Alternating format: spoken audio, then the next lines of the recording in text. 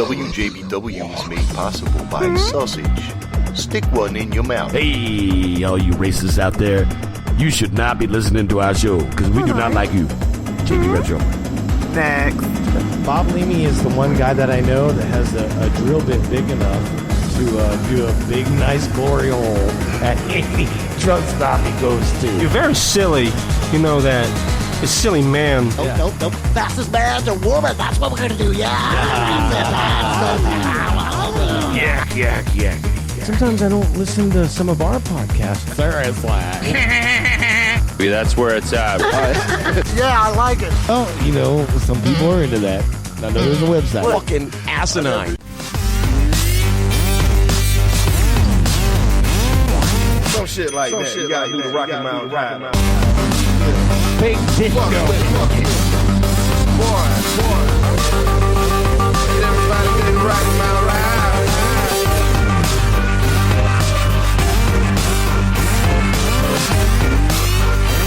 Yeah, I like it. Seriously.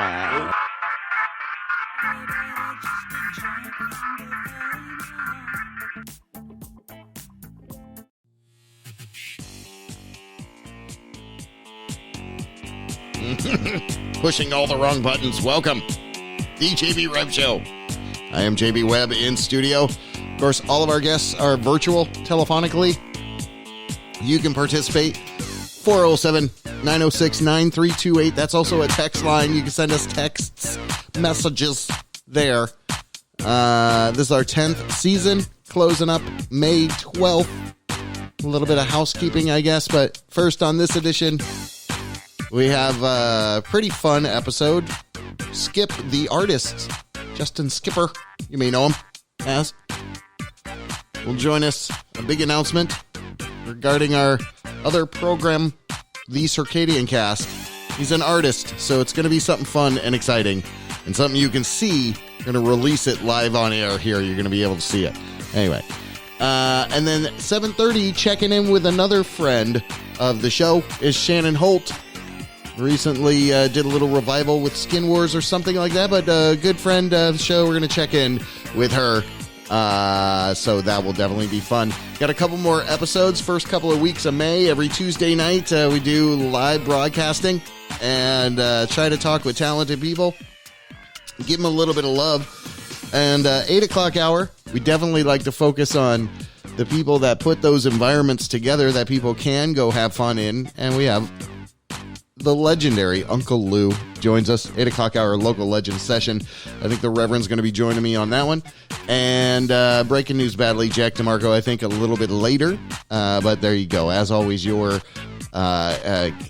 thoughts, give it to us. It's 407-906-9328. Man. It's a crazy shutdown. I really feel bad for people with restaurants right now. You know what I mean? I really feel bad for them. Anyway, support them any way you can. Because we're opening things back up as well. I hear in places. Maybe here, maybe near you. I've been going to work every day. So I'm kind of missing a little bit of whatever the lockdown's supposed to be like. It's on the weekends I do that lockdown. Anyway. What did I want to say? Oh, yeah. 3 shows left. This is one of 3.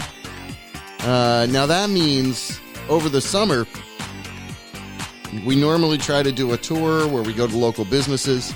This year, because it's our last episode, and we wanted so desperately to try to include what we said in the beginning of the year was that Jim Bronzo and his Second Chance Wildlife Sanctuary, we would do a live remote from there.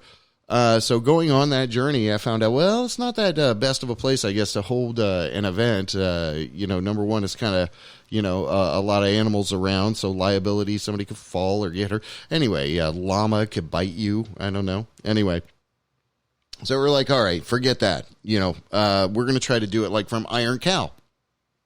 So we're working to get this physical event set up. Fortunately, we didn't invest a lot in a whole bunch of these plans because this whole thing happened. And so it made me think, wow, wouldn't it be awesome to do some kind of like virtual event And then I was like, man, well, everybody's not getting their unemployment check. So I'm thinking, you know what we're going to do? We're going to close out the regular season like originally planned, May 12th, because I will tell you one thing. May 19th is my 19-year wedding anniversary. So, so I'm trying to close this shit down so I can celebrate it properly. And besides that, it'll be nice for me to have some time away from doing this. I look back 10 years is a lot. I'm trying to compile a mega bit compilation. See if I can get like an hour's worth of all of the bits I produced over to. Probably can. It'll be pretty interesting. Anyway, so the next couple episodes are going to be kind of sappy. Us looking back, us thinking about, and still, we don't know what the future is going to hold. Not necessarily saying we're going to come back with the JB Rev Show. It may be some other presentation down the line. But right now, and as for right now, especially with everything, we're closing down and we're committing to doing something over the summer for Second Chance Wildlife Sanctuary, which will be in lieu of our tour, will be this big event. And I guess to share it with you, in my mind, I'm thinking it's going to be, like a 48-hour fundraising event type of thing, kicking off with a 3 or 4 hour broadcast. And then maybe we could button it up with another little, 2-hour broadcast just to give you the results. Because, the whole reason why I ever wanted to do the show was really to try to help make some kind of difference. I'll tell you, it bothers me that there's 2 entertainment shows that basically say the same thing every single night at 7 and then 7:30. Literally, they say the same stories. So my thing is, and I've always been like this, why can't we have a show, just a half-an-hour show every night that, talks about the badass people in the community that are doing badass stuff? Anyway, so that's my radio origin. That's kind of how this whole show birthed, and I like to think that, we'll be ending the show the same exact way that I began it, is basically me sitting in a room in front of a computer. So, anyway, won't get all emotional and sappy on you on this one. Oh my God. Oh wait, you remember how you would say, when you were younger, you can't play a record backwards? Well, I thought, well, let's try that. We're going to be, doing a lot of stuff outside. Why not try that? Can we do it?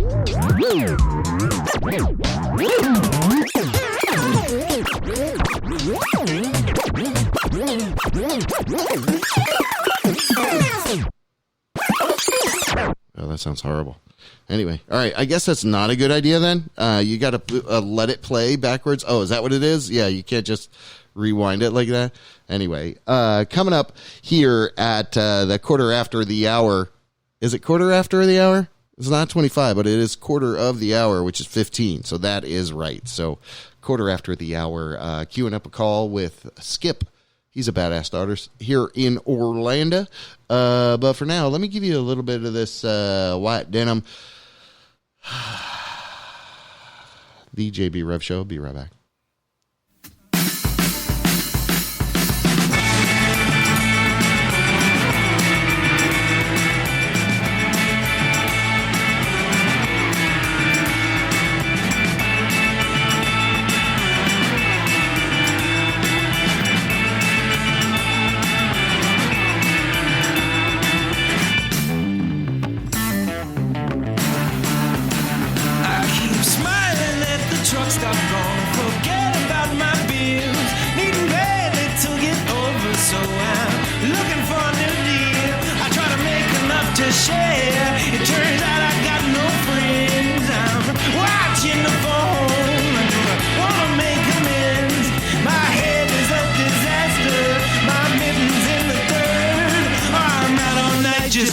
Sinking helium in every word, 'cause I'm the real deal, mama. I still got a lot to prove. Maybe confused about a few things, but honey, I'm on the move. Well, I knew a dude for years, but his name I won't recall. With an X up in the head, you'd swear that he was nearly 10 feet tall. Blood spraying everywhere. You think he puts it down with style, but he's slow.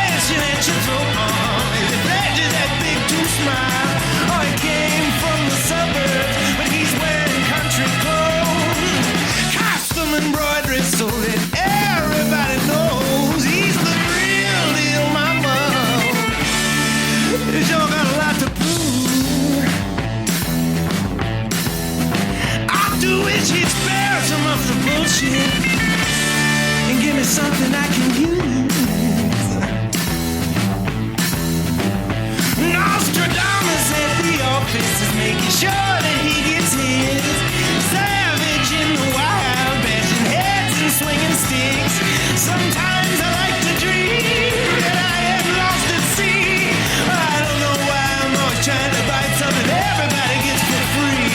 Oh, it's highly likely that I'm gonna disappear. So I'm hanging on with everything I got. I'm gonna buy through another year, 'cause I'm the real deal, mama. I still got a lot to lose. Maybe confused about a few days, but honey, I'm on the move.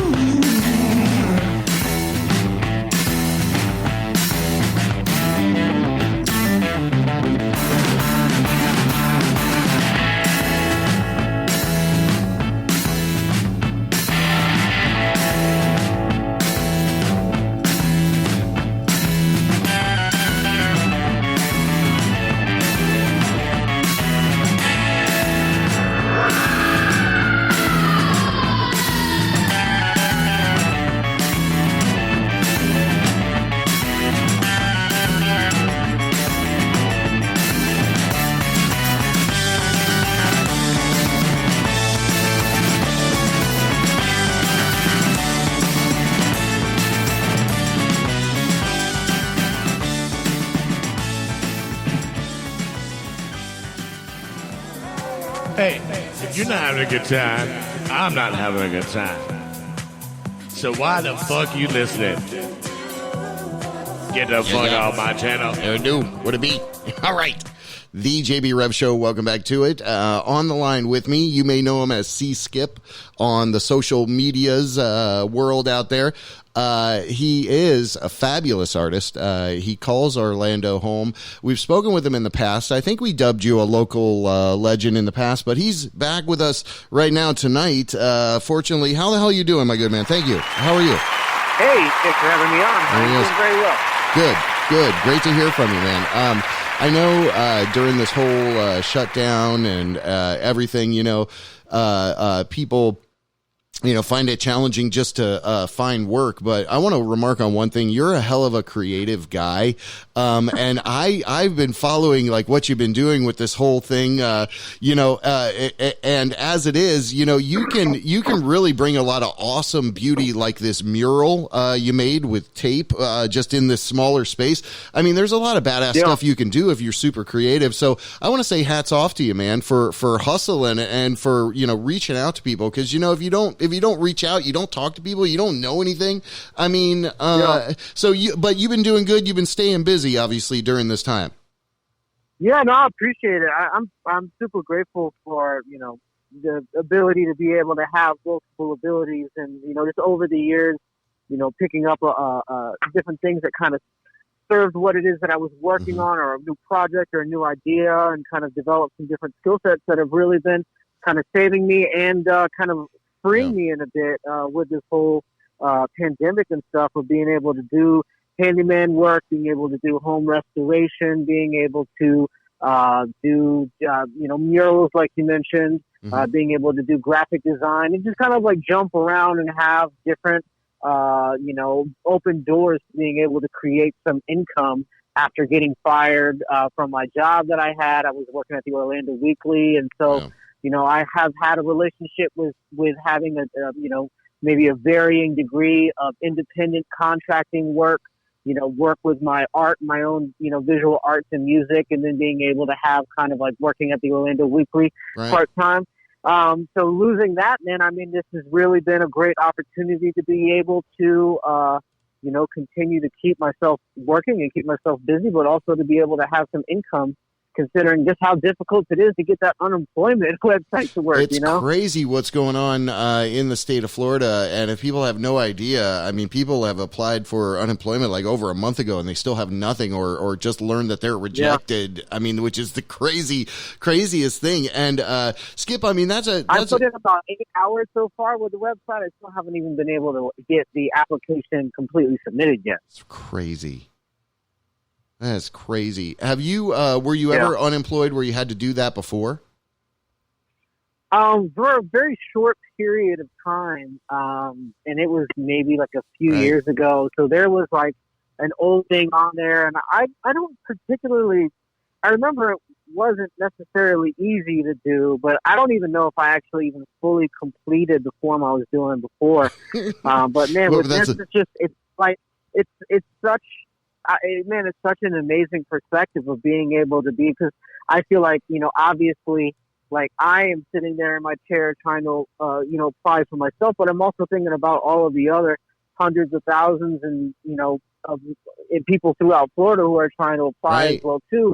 And how frustrating that is, man. I mean, it eats up your whole day, and it's just so much to ask. You can't help but think maybe a lot of that is on purpose.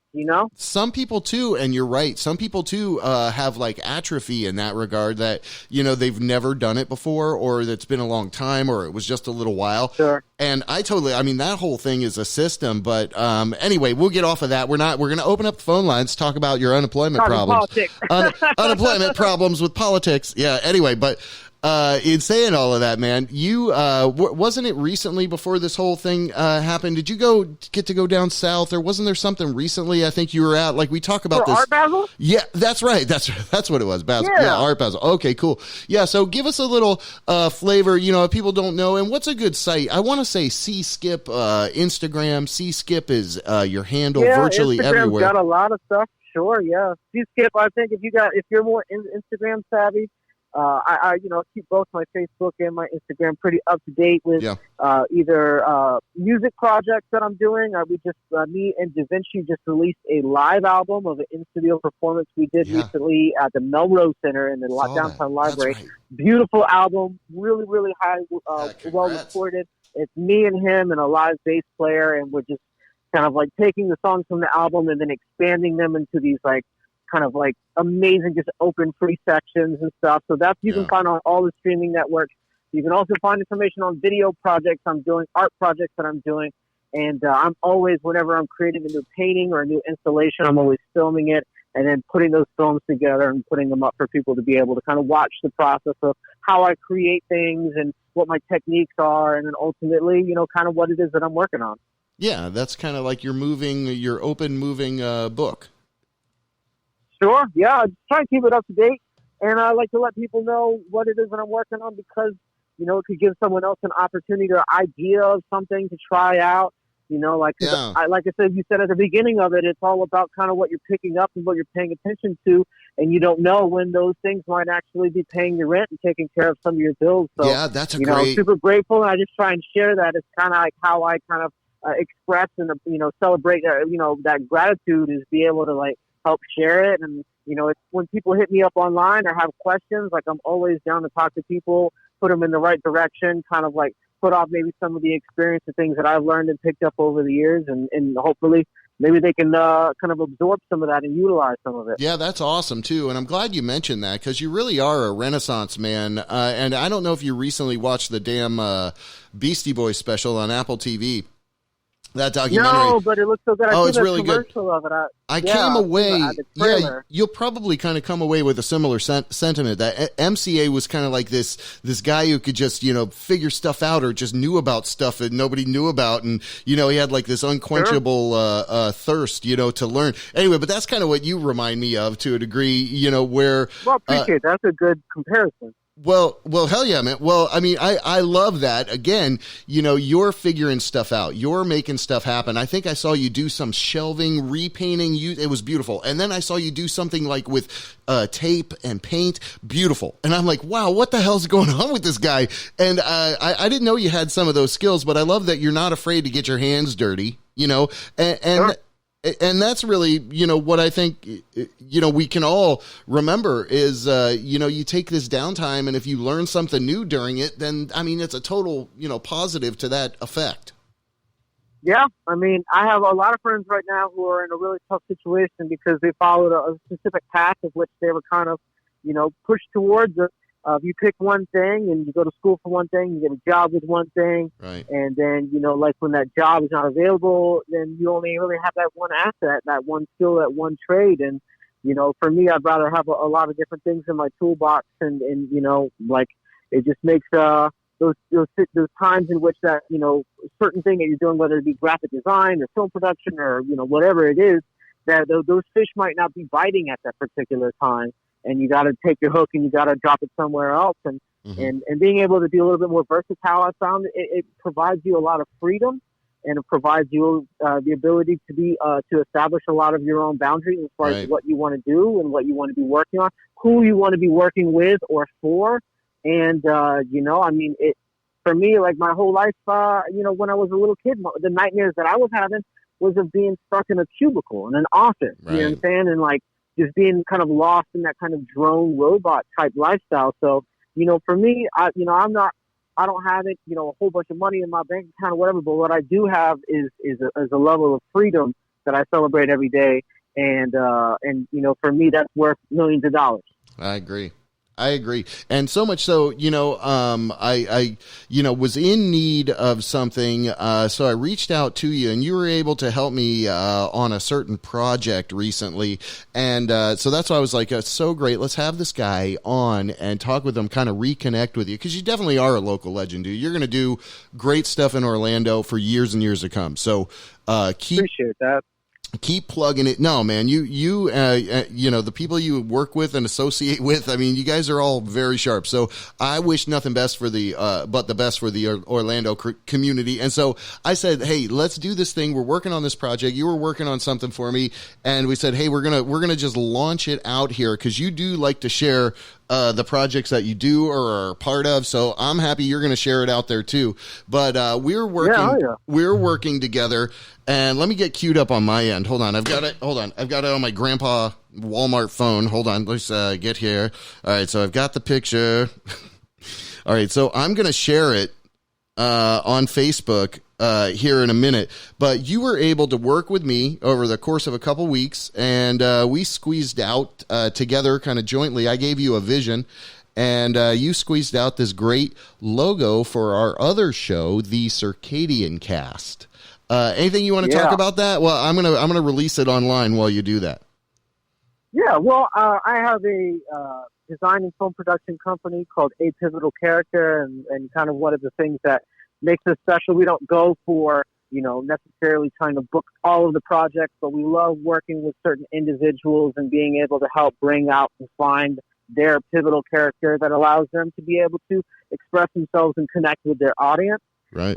And so you came to me with some really cool ideas, and that for me always really that level of communication always really helps being able to get that kind of tennis match back and forth with the questions, building ideas, and put together something that's really kick-ass for your podcast, for your show. And it's really heavy metal, but it's got the gold teeth. I think it works on a number of different levels. It also celebrates your Greek heritage, and it's got all of those elements. I think they're all married really well, but it's also something that I think is so badass that you would want it to have on like a sticker or a t-shirt or a back patch or something. Yeah. So, it's so badass. Yeah, and dude, thank you so much for that, because I just posted it up out there so people can see it through the Facebook feed, my profile Facebook feed, and I tagged Justin. Justin, please feel free to share it, because you really did do a great job. We've been doing that show alone for like 7 years, and it just really feels like it's something I'm able to put some more time into. So we encourage people to send us music if you can. Original music submission at WJBWnetworks.com. You can send us your Spotify profile link. But most importantly, dude, I appreciate you giving us some time and chatting tonight. You fucking rock. And anything you on your end in closing, what's a good place besides C-Skip? Now, that's your handle virtually everywhere. C-Skip. Yep. And I would say, just in closing, if anyone out there is like sitting and laying around and kind of working from home, seeing those same plain walls every day, those same incomplete projects, and kind of want to get inspired to kind of spruce them up while you're spending so much time in that kind of dwelling space, hit me up, message me. I'll give you a quote. We'll throw together some ideas. And then also on top of that, like any graphic design elements, things that you need in order to be able to kind of like keep your thing going during this time, or to hit the ground running when we get out of this kind of quarantine type situation and get back to things, hit me up, portfolios, all those types of things. Just looking for people who are interested in being able to get some stuff done. Yeah, and that's fantastic. And it's the time, too, especially, working with people to make things happen for the future. That's a hopeful activity. So we want to encourage you, definitely do that, and go at C-Skip everywhere out there. Skip, hang on the line. I'm going to bump into a track. We get a call with Shannon Holt. Up next, Baduba. The JB Rev Show. We'll be right back.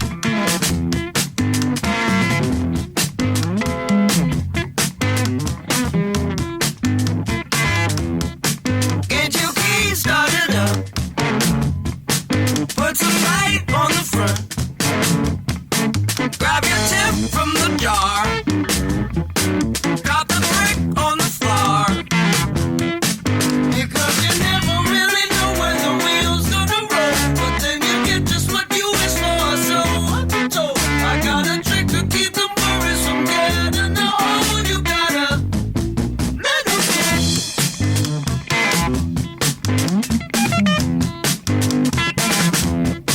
Just can't seem to relax. Smoke a joint, take a bath.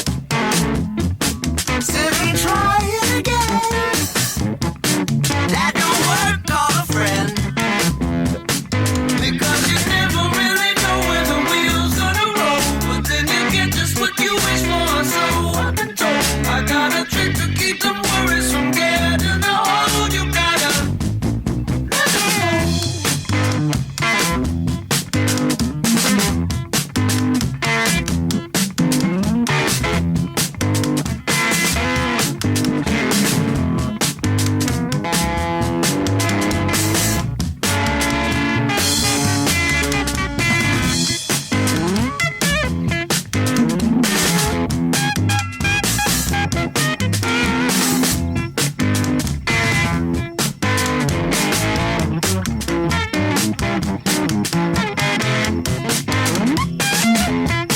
Spend it all, had a blast. Now you need you some cash. Run as fast as you can. Nothing on but the rent. But then you never really know where the wheels gonna roll. Because you get just what you wish for. So I've been told, I got a trick to keep them worries from getting a hold. You gotta. Because you never really know where the wheels gonna roll. But then you get just what you wish for. So I've been told, I got a trick to keep the worries from getting a hold. You gotta let them go.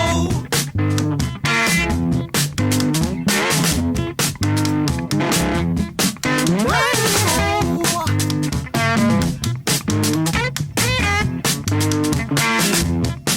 Let them go.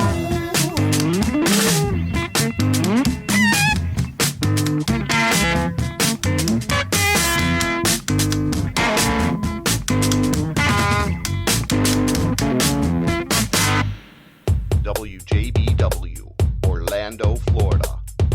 The first quasi-radio web show. Wow. Yeah. I'm back. I'm here. I am back. The JB Rev Show. This is Season Apocalypse. If you haven't heard, we've been doing, this is our Season Apocalypse. We named this our Season Apocalypse back in the September of last year when we started this 10th season. And a couple times, I think, over the season, we've been able to speak. I know on my birthday, she called in, and I think one other time, the damn... didn't we go somewhere? Anyway, I don't remember. It is our great friend of the show calling in. And I want to say first to you, welcome back and happy birthday. It is Shannon Holt. Welcome back. Hey. Hey.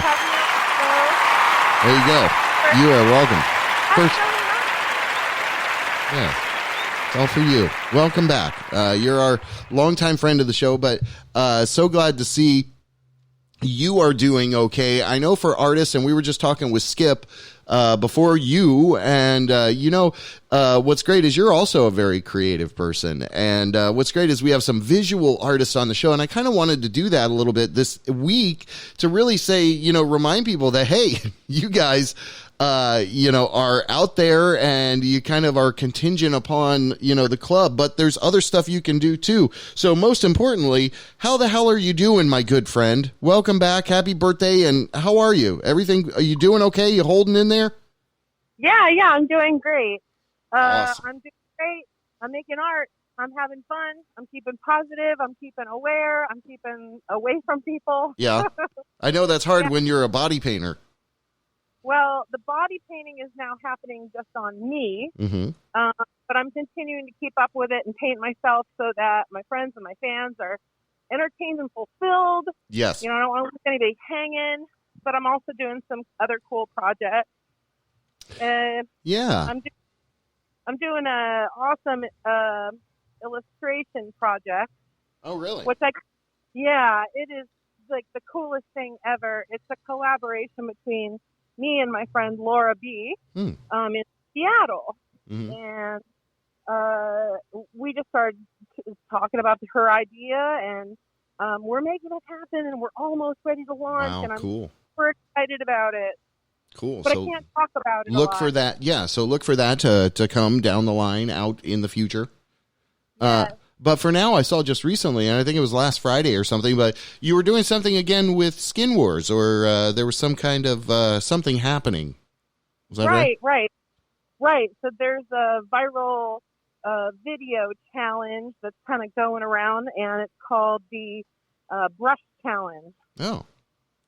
And basically, all of not all, I would say, 90% of the people who were on seasons 1, 2, and 3 of Skin Wars did a little video to do this challenge where we transform. We start off with no makeup, and then we transform in the flick of a brush.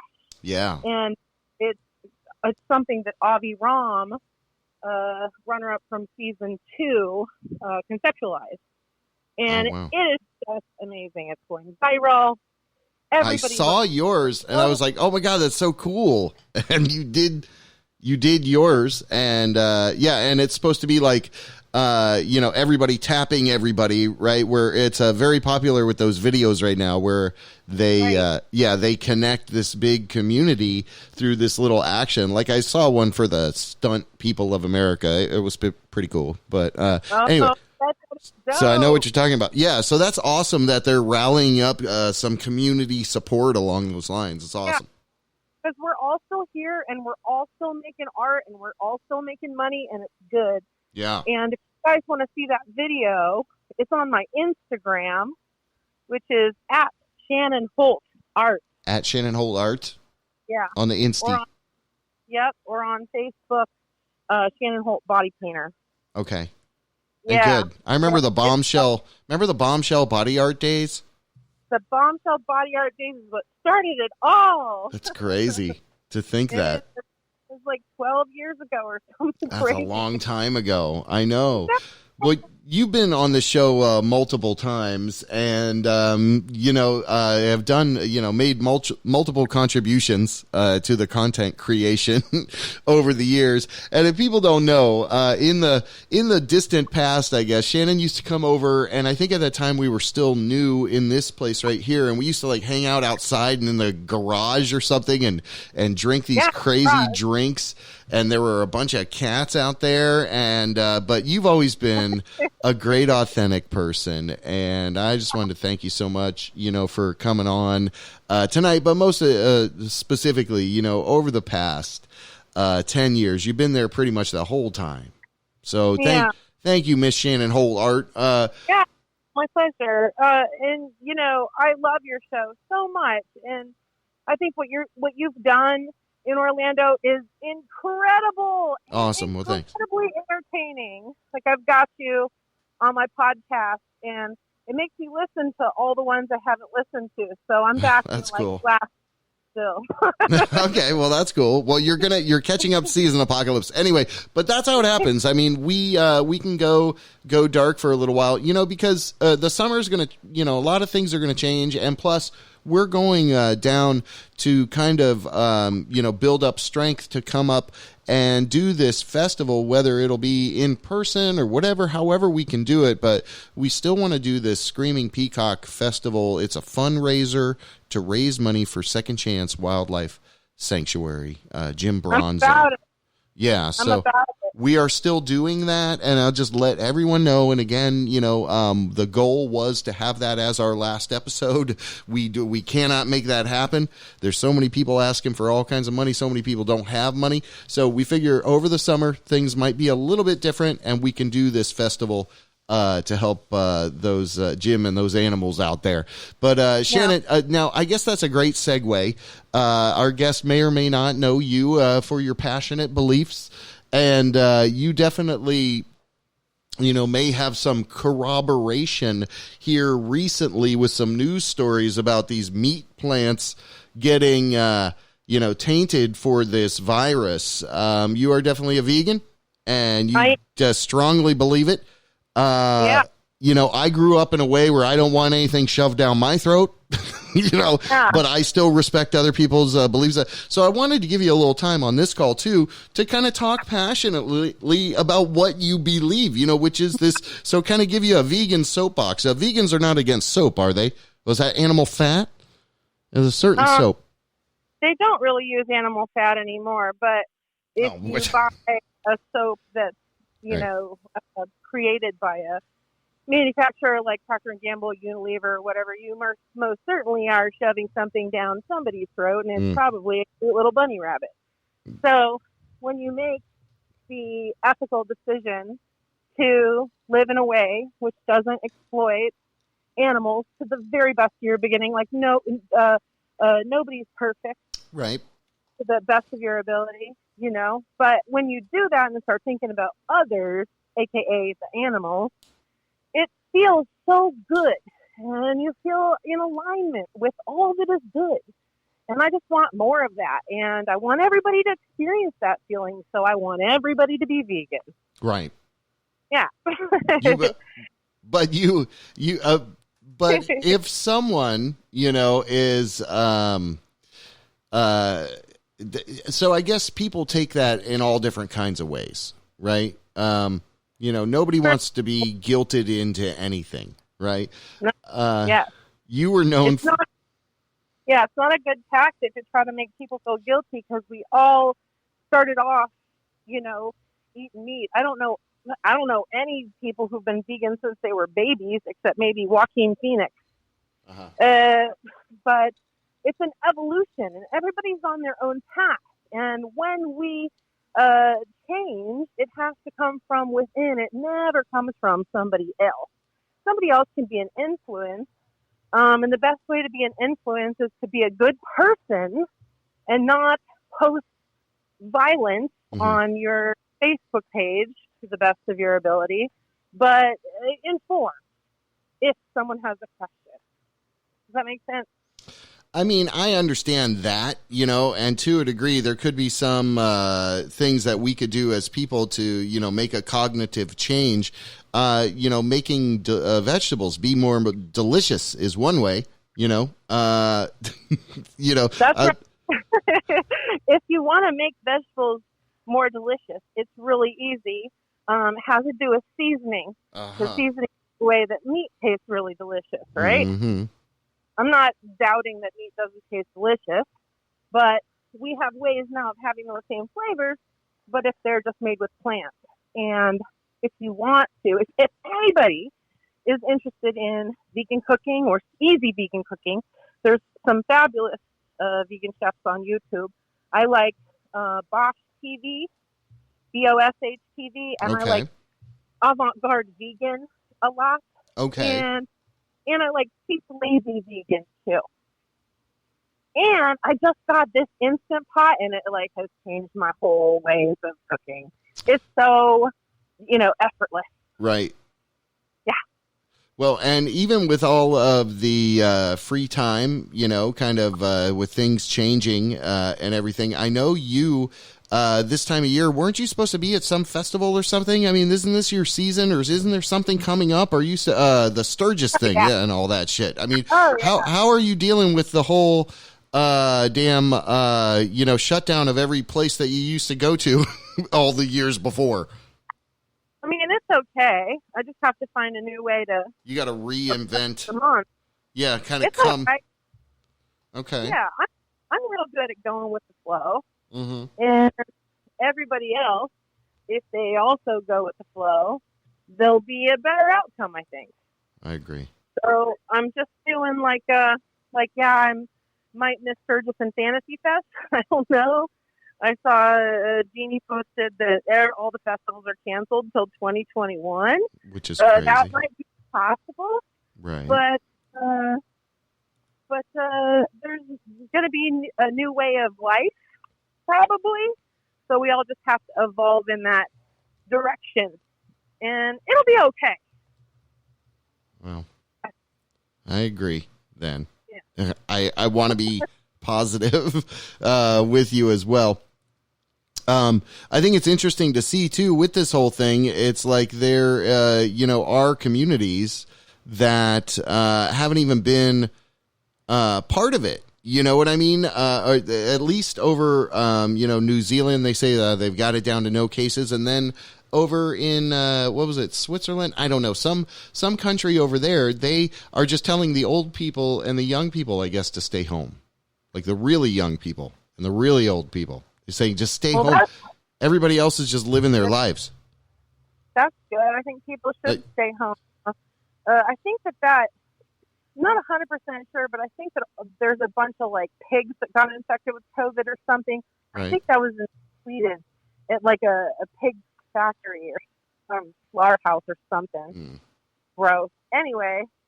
Well, there's a bunch of crazy stories floating out there in the world, but anyway, like I said, we want to support what you're passionate about, and if people are thinking of making a switch, what's a good go-to meal? Are we talking like tofu tacos, or what's a good go-to meal where you can easily slide it in there, fool the kids or whatever?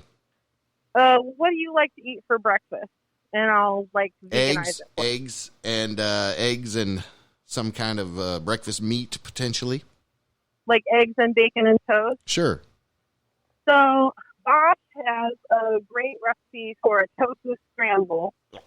And you just get extra firm tofu and you crumble it up in a non-stick pan with some turmeric, garlic powder, onion powder, and this stuff called kala namak. It is a salt. It's an Indian salt that tastes like sulfur. It has the flavor of egg. Okay. And the turmeric makes jello. I am getting ready. Yes, I am in the morning. I cannot do all that, ratatouille stuff. I don't have that little mouse. Well, if you want to be super lazy and have eggs, there's a product called Just Egg, and it comes in a bottle, and it's buy eggs at the grocery store, and you just get that and shake it up, and you pour it into a pan, and you scramble it like an egg. Oh, okay. All right, yeah. Maybe that's an egg. I'm going to try it. Yeah, there's a couple different ways to do it, and you can just, YouTube. And then for bacon, there's lots of different ways to make homemade bacon out of plants, carrot, eggplant, and that kind of stuff. But if you want to be lazy, you just go to the place and you buy the vegan bacon that's over next to the tofu. And then when you get your toast, you just use Earth Balance. I can't use damn toast? This whole thing? You can use toast. Shannon. You can use toast. Look, French bread is vegan most times, as long as it's not brushed with eggs. You just flip it over and look at the ingredients, and if it says whey, then you don't buy it. You don't buy it. Yeah. So bread without whey is okay. Yeah. Bread without whey. Okay. There's a thing that's called lectin. I don't remember what it's called, but it's made of ground up feathers, and it's gross. What? Yeah, they put ground up feathers in some breads. You just have to I didn't know that. Okay, stop telling me that. You just get bread that doesn't have that stuff in it, and then you put on the butter that's vegan butter. It's called Earth Balance. And none of these things are more expensive than their meat counterparts. They're oftentimes a lot cheaper. Right. Well, Anyway, people, if you have a chance, I guess you could try it. Shannon Holt encourages it. Now, what's going on with art? And you're going to be a part of our Screaming Peacock Festival when we do this big party this summer, whichever way we're going to do it. You're going to be a part of it, right? Yeah, it depends on the dates and what's going on. Okay, well, you better save the date, girl. I don't even know when it is yet, so you better just... Okay. What do you want to do? You want me to come out there and do body paint? I don't know. We'll figure something out. We'll find something. We'll make it work some kind of way. I could do an interactive mural. I could do I like that. Craft table. Okay. I could do we'll figure it out. Body painting. See? That's good. We'll figure it out. All right, so hang on the line. Let me join the Rev in. Hold on.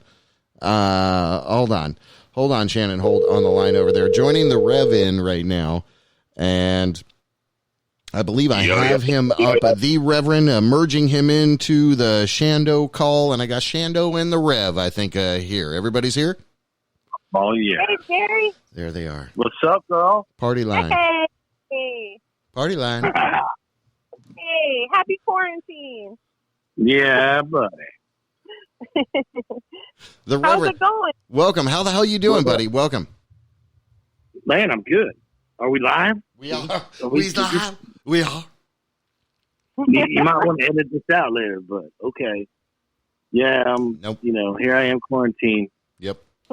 Actually, I still have my day job kicking. Wow. But what's crazy, and do I got a quick second? Yeah, yeah. Okay, so today would have been the day that me and Dana were going to be, right now we would have been in Chicago.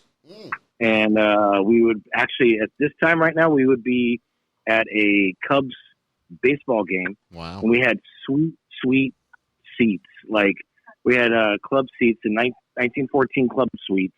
And these are like $1,000 seats. Yeah. Nice. My wife's over here telling me what to say when I already know what I'm going to say. But in any event. As welcome to marriage. Jeez. Yeah, right? Exactly. But, I mean, we had like these sweet, but this is the crazy thing. So, I'm very close with my parents who been together now for 50 years. Yeah. And my dad was born in Chicago. And, my wife was able to, one of her clients has season tickets for the Cubs, but not just any season tickets, but like club season tickets, right? Mm-hmm. And gave them to her to give, so we could go with my dad and my mom. That's nice. And that's gorgeous up there. Yeah. Those box seats, dude, like kind of the club past the upper deck. Hey, stop trying to talk over me, JD. Let me just tell this story, okay? You can say your ums and ahs and whatnot. But dude, it's kind of, excuse me. It's just like, this is the first time that I've ever been able to like really, impress my father and like do something really special for him. That way he's always done for me, And I was really looking forward to this. As a matter of fact, like we knew about this since like September of last year.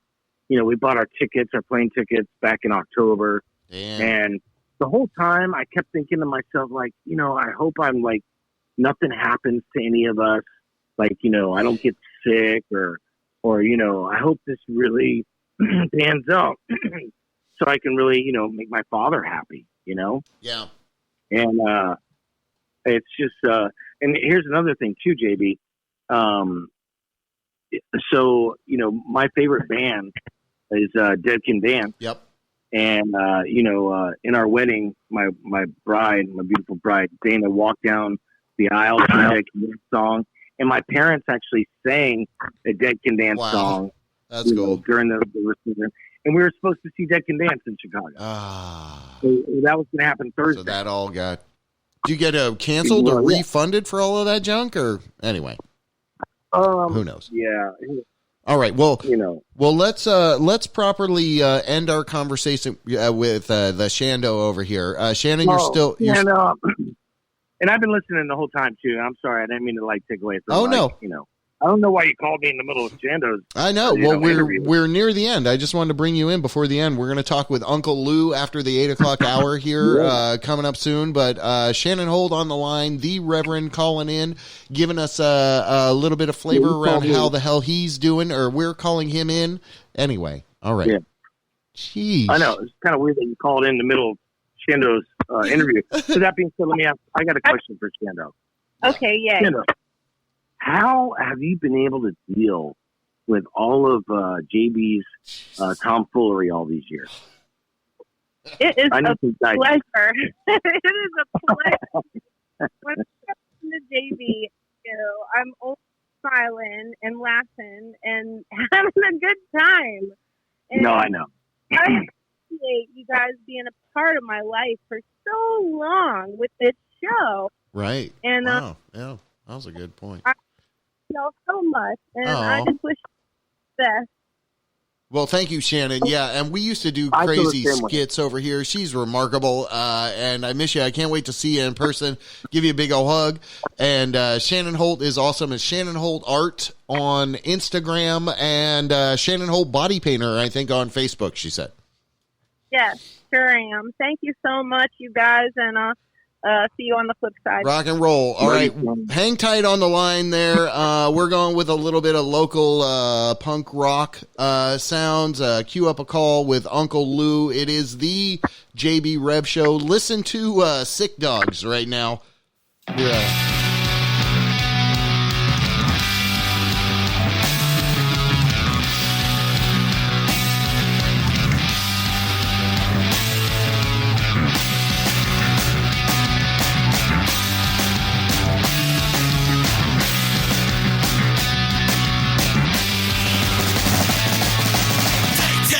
Take, swallow your pills.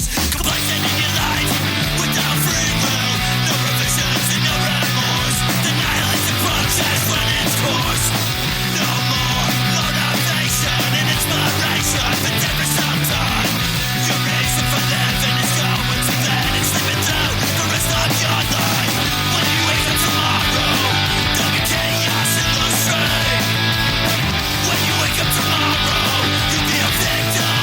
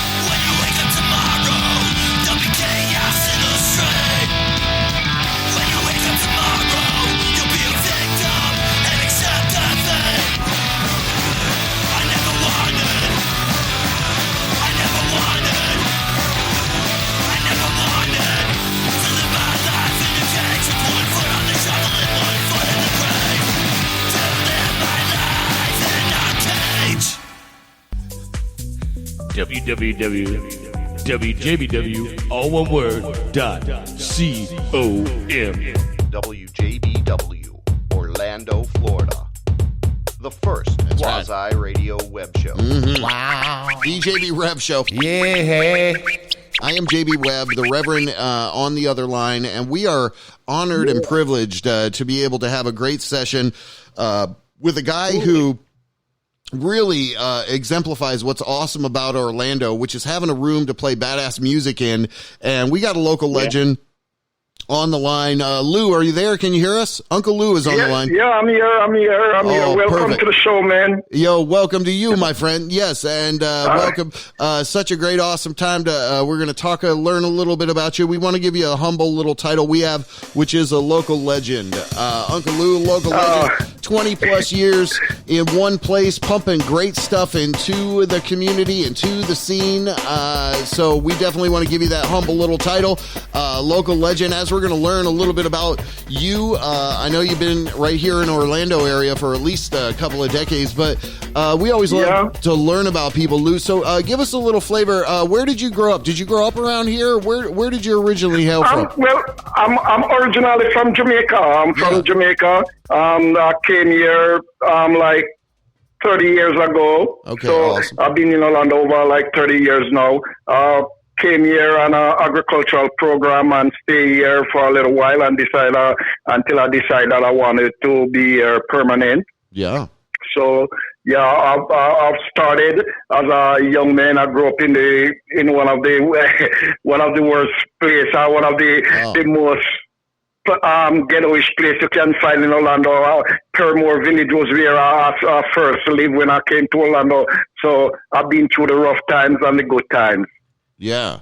Nice. And then. Yeah, so then, okay, so you've been over here for about 30 years. You kind of just said, hey, I'm gonna keep it. Now, was running a place always kind of in the back of your mind, or what kind of stuff? Well, it's originally from Jamaica.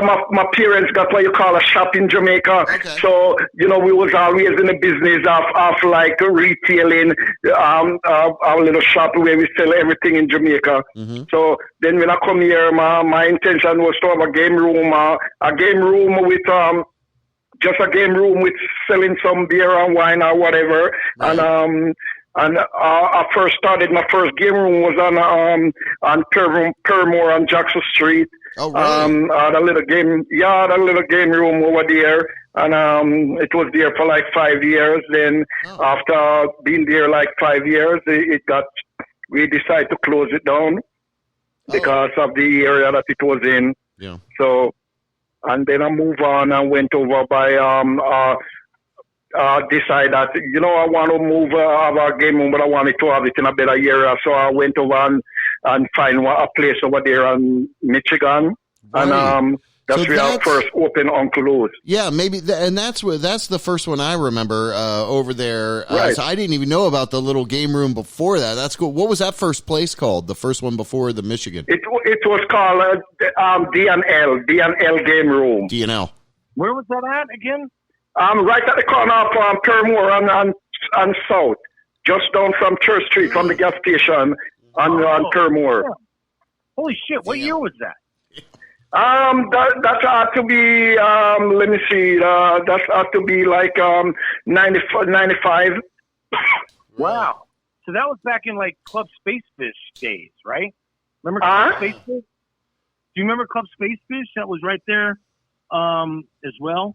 That had like, or was it Club Spacefish? No, wait. It was, right on the corner by the gas station. Right. Do you remember Negro's Cove, right? Yeah. Negro's Cove was down there on Church Street. Yeah. Okay, so that's what I was thinking of, Negro's Cove. So that was... Yeah, Negro's Cove goes right down there on Church Street. No, it was up on Permore, right on the corner of Permore on South. Damn. Right on. Talking with UncleLou, local legend Uncle Lou. Go ahead, Rev. Yes, sir. Yeah, UncleLou, I got to tell you something, man. I am, I was born in Winter Park. I've been here my whole life. And I've always been in the music scene, whether it be all the music genres, right? And I got to tell you, man, you the place you got now is like the CBGBs of Orlando, right? For real. I really appreciate it, man. To be honest, I look at it as well, like I said, when I started, let me tell you really how I get into music, because it was like first when I was over there and Michigan. There's some kids walking the bar one day and saying, say, Uncle Lou, can we play some music? Could we come here and play music? And I said, music? Yes, yeah. I said, what kind of music? They said, punk rock. I said, no problem. So they set up a date and they came over there and this bunch of kids come over, man. All back in the days, everybody used to wear like the little tight jeans and the black shirt.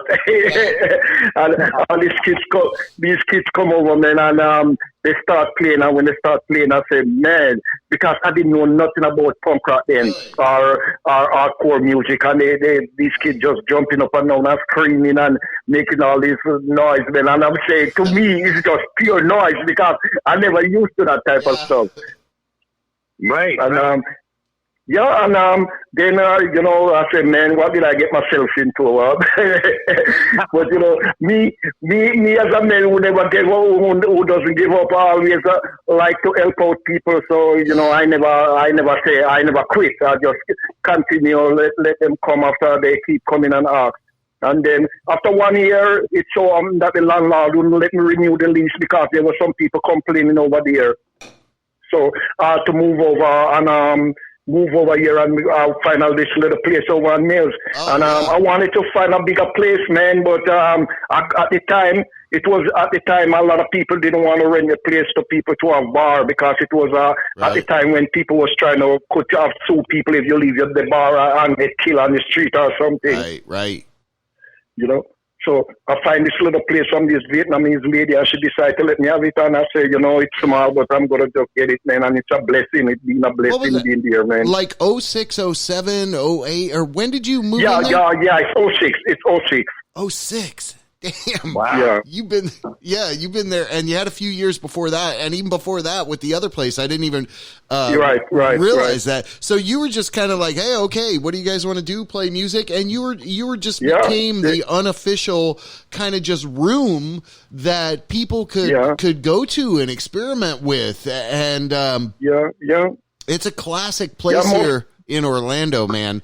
I can't wait till things reopen. It's so. I can't need most people actually. Most bands in Orlando play the first show at UncleLou.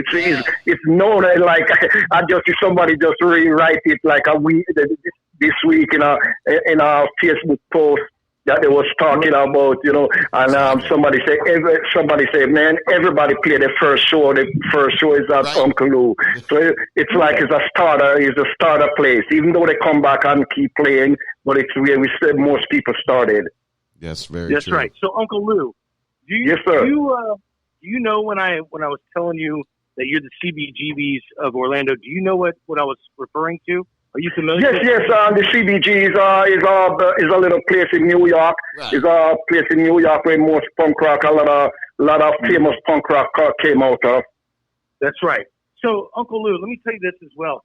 You like you said, a lot of the bands had their first time playing your show, and now, since you've been open so long, a lot of the bands, like for instance, Jeff Nolan from the Roots, it's got it has this notoriety to be able to play Uncle Lou's now.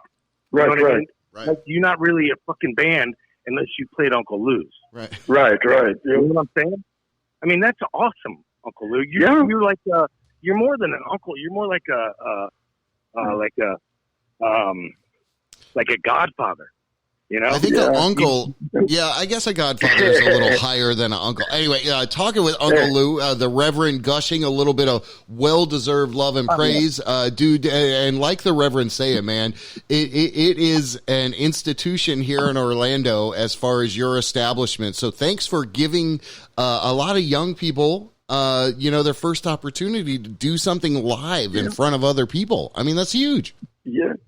Yeah, it's huge to me because one of the main things that I always tell people whenever people talk to me and say, Uncle Lou, why do you do this? Why do you let some of these bands play here? I would tell them that, for me, it's like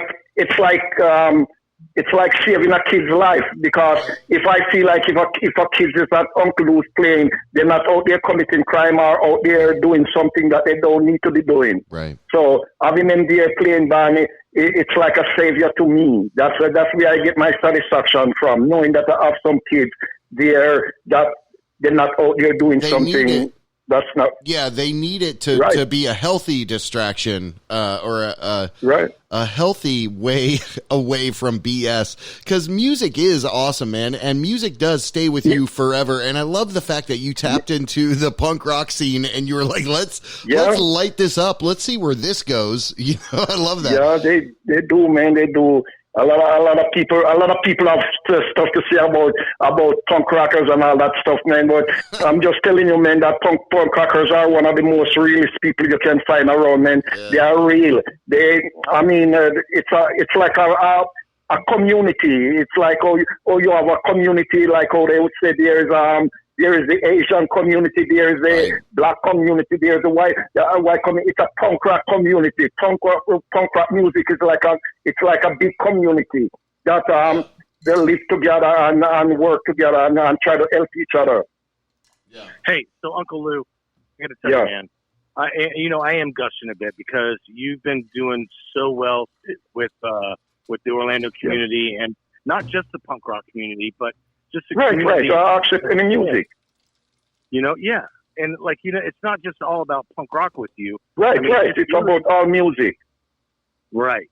And that's what, I'm a DJ. I've been a DJ for 30 years. Okay, UncleLou. Right. And, I'm any DJ that says, oh, I only play like breaks or I only play this, you know what? If you don't like all the genres, fuck you, Right, you have to do a little of this or a little of that. Love everything. To be honest, one of my most popular band I ever played at UncleLou all the time. For about a year plus, I used to have the Big Jeff Special, which was a country folk band, like the Big Jeff Special, and it was one of the biggest thing at that bar that I can say that went on for more than a year. Every Thursday night they would be there. So, I'm about different music. Music, when it comes down to music, man, you have to just open your mind, and each person hears things different. So you have to realize that what somebody hearing is not your hearing. So, everybody likes different music. Yeah, you're exactly right. And to both of y'all's point and the Reverend's point, I mean, that's, in his playlist, like we DJ up at Kush, and you can go from dance hall to Thievery Corporation. Yeah, it's like you're all over the place. Yeah, and so having a room like that where it's like everybody's ears are like what's up. That's the vibe. I mean, that's what you got to keep going. Yeah, it is, man. It is, man. UncleLou, you got a lot of supporters. Like a lot of people in this town love you, and rightfully so, including a lot of them, man. Yes, and I'm very thankful for what you've been doing for our community, and and so my question to you, UncleLou, is as long as you've been doing this, I mean, you've seen some crazy shit, right? Yeah. What's the craziest thing that you've seen or that's happened in your club? Man, I've experienced some crazy stuff, man. But crazy, man. I remember some about I would say crazy. A lady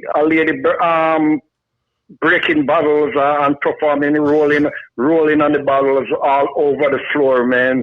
This lady doing a noise show, and a part of her show was to break bottles, and then she just roll in the bottles. Man. And I'm saying when she finished, she's like, she had a few cuts, but not as much as I thought she would have. She would end up with. So I see some crazy stuff, man. Crazy punk performance, man. People jumping off the counter, jumping in the roof. I see some crazy show. People performing on the floor, and one of my favorite performances is with this band, this band called the Golden Pelican. Rich, I don't know if you know Rich them from Golden Pelican. We've had him. Who live in, we've had him on our show. Live in Orlando. He actually live in Orlando by next month, man. And I want to give a big shout out to him, man, because those guys been putting on show at UncleLou for a long time. Dude, they put on some real good shows. The Golden Pelicans, you're right. And I'll queue up some of that so we can close this session out after a little bit with some of those goals. Because you're right, Rich is leaving, and he's been doing these classic Rodney Dangerfield pictures every single day. One of their showmen that they always perform, and when they perform, it's like I like to pour beer. I take a 4-pack of beer and just go there and pour it on the band while they singing. Just what's their name? Pour it on them. What's their name again? The Golden Pelicans. Yeah. Okay. Golden Pelicans. Wow. There they are. All right, great. Yeah. Yeah, we played some of them. We spoke with Rich a while ago because he brings the wrestling into town. Yeah, he bring the wrestling to over there by Wales. Yeah. Yeah. Okay, so UncleLou, for our listeners that you don't know or have never been there before, which is stupid if you haven't, but talk about your place. I mean, it's such a small venue, but it creates such excitement. I mean, what's the capacity of your place? The capacity is actually 60. Wow. 60. Wow. Yeah. And, can you imagine how long the location you're at on Mills? How long have you had that location now? It's 15. It's 15 years now. 15 years. Okay. Wow. So in the 15 years, you probably think of the thousands of people who've been to your club. Yes, really, definitely. It really is a notoriety kind of thing now. It's not just the first place a punk band plays, but it's a place that, like, now you realize you're a real band in Orlando if you played UncleLou. Yeah. You know what I'm saying? I mean, there's Will's Pub, and there's The Social, and, there's blah, blah, blah. But, you're not really a punk band unless you played, Lou's. You're right. You're right, man. Yeah. That's awesome. The notoriety is just... and that's what I just thank you. Yeah, we love to do that, dude, because you really do fucking rock, man, UncleLou. Yeah, you really man, do rock. I love the people, man. I love the people, and the people love me, man. And I can't wait. I can't wait till this stuff is over, man, so we can get back on doing what we love most. Yeah. Because I can tell people, man, people love coming, man. There's so many people who hit me up daily and want to know how I'm doing. I'm making sure that I'm doing okay. And, they're just waiting. They're just waiting. I have people who send me message that as soon as this is over, man, they're gonna put show on. We're gonna have they're gonna come put some benefit show on for me and all that stuff, man. So I know the people of Orlando love me, man, and I love them too. And I want to tell them, man, that I'm very appreciative of all the support, man, and I'll always love them. Well, for what they do. That's why you're so well loved, Lou. Is because the passion that you put into it. And it's amazing, and I'm very grateful that that we have an UncleLou's. No doubt. It's about the people, man. It's all about the people. One love. People gotta love, man. And music bring us together and share our love, man. I never see so much people love, man. It's like when people come in together to play music, man. It's all love. And, So hey, UncleLou, I know sir. Just this past Saturday night. You did a show for the internet, and you're like, please don't come. But what's the next thing you've got going on, like during this lockdown? Are you still doing? To be honest, I was supposed to have another one tomorrow night, but I think the guy want to cancel and do it at a further time. I know people would love to see we doing show, but at the same time, we have to only do like small little stuff. We don't have more than so much people there because we are officially closed. They allow us to have live screening show, but they don't want us to have audience. And I realize that's for me. That's okay also, because we have to follow the rules. Right. Totally. Need some damn UncleLou t-shirts or something, but I would love to see, and that's a great point, Reverend. I was going to ask him that. I would love to see some little personal shows in there. So, hey, that's a great point too, Uncle Lou. Have you thought Yes, about sir. like doing some merchandise? You know? Yes, sir. Yes, sir. Actually, man, people keep on asking me for Uncle Lou show, and I keep telling them they're coming, and I really need to get on it and make those shirts. You really do, man. I mean, do it. Now. You know, it'll help you during this rough time. Yeah. I'll buy You're one. right. You're I'll right. buy two. Yeah, I'll buy two. You're anyway, right. talking with All Uncle right. Lou. All right. I'm you are gonna a get on it legend. and get some shirts made. Get some shirts made for that place, Uncle Lou's Entertainment I will. Hall. What is that? 1016 1016 North Mills Avenue, man. Right down from my buddy Wills. You know, I want to send a shout out to Wills too, because he's like a legend to me. You know, that's one of my best friends, and we work together a lot.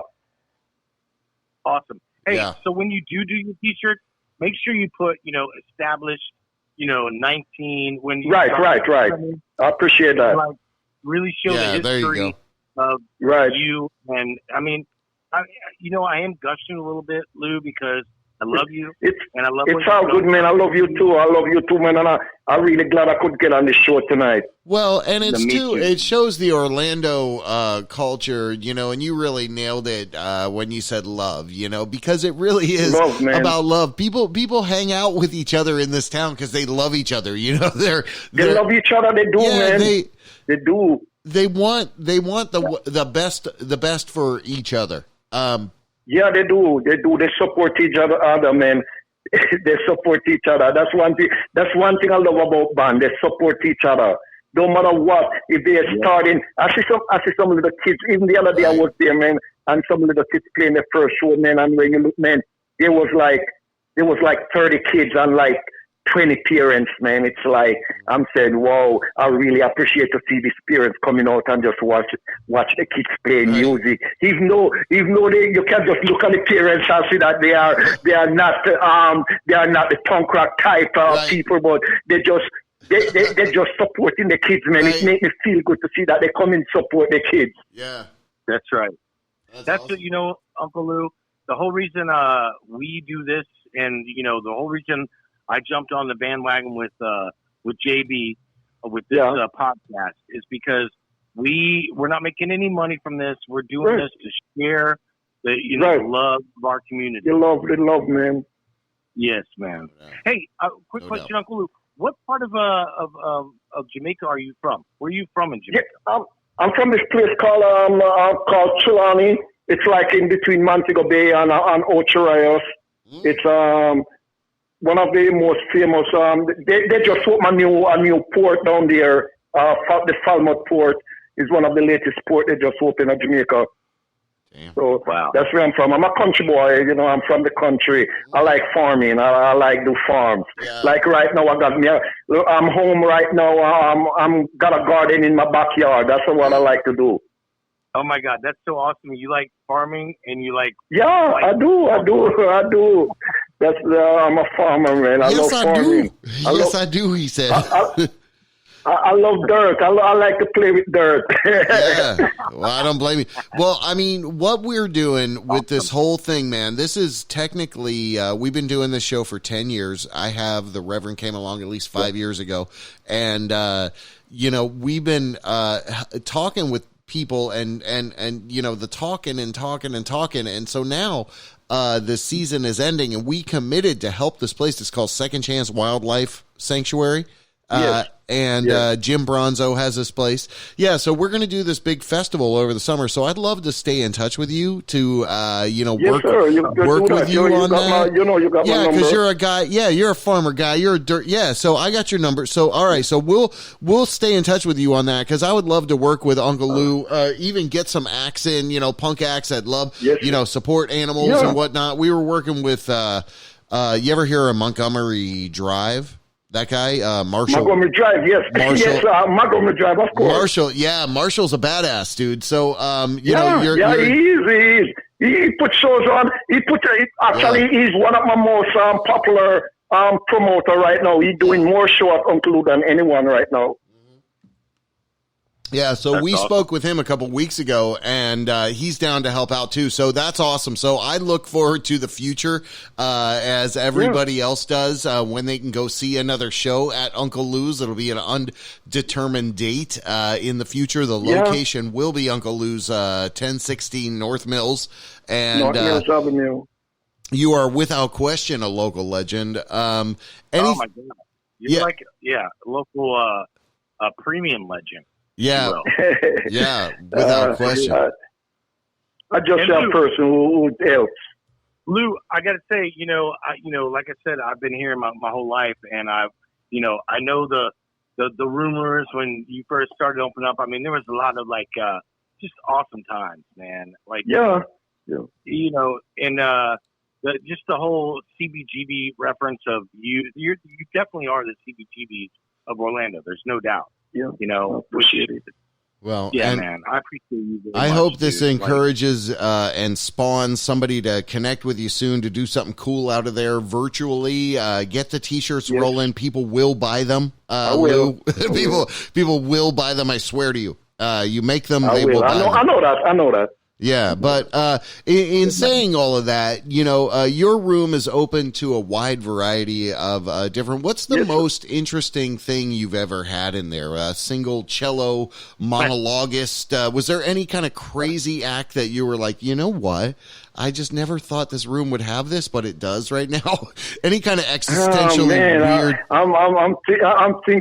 I'm thinking about.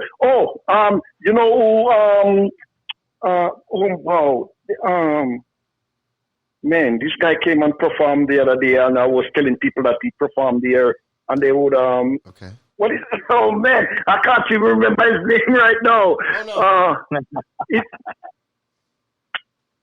It's this old school reggae artist came here a few months ago. Ika Mouse? No, not Ika Mouse. It was the man. He do a lot of sky reggae. Okay. All right. I don't know. My head goes freeze. My head is frozen right now. Don't worry. Anyway, the point of that was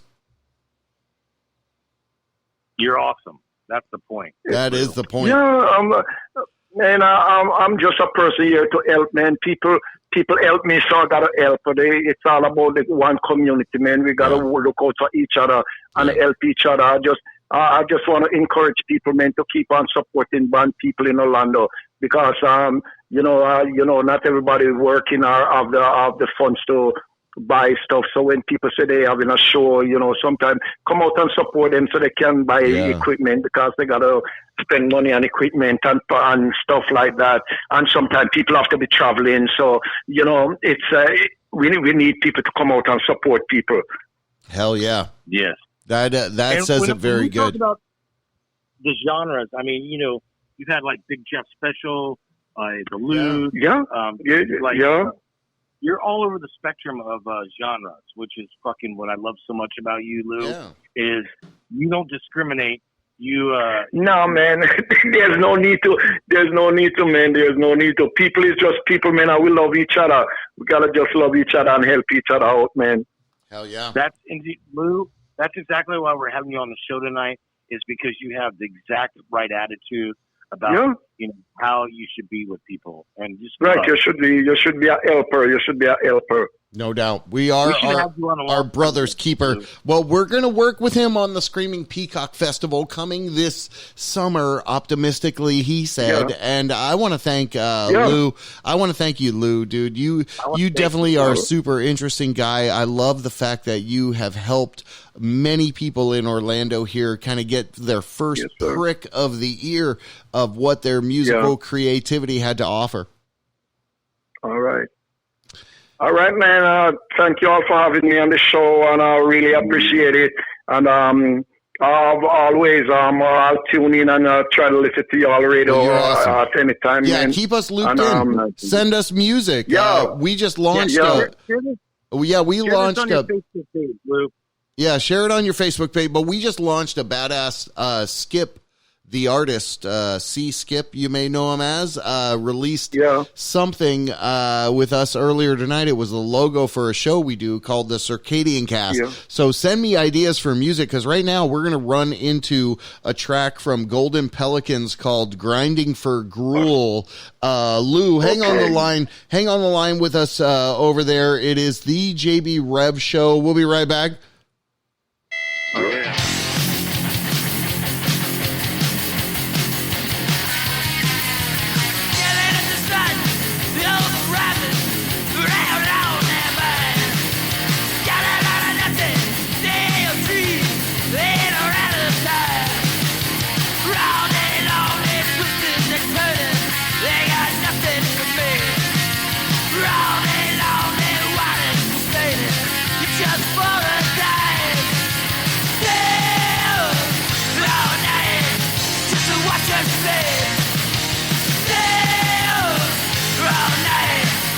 Listen, just to hear us breathe.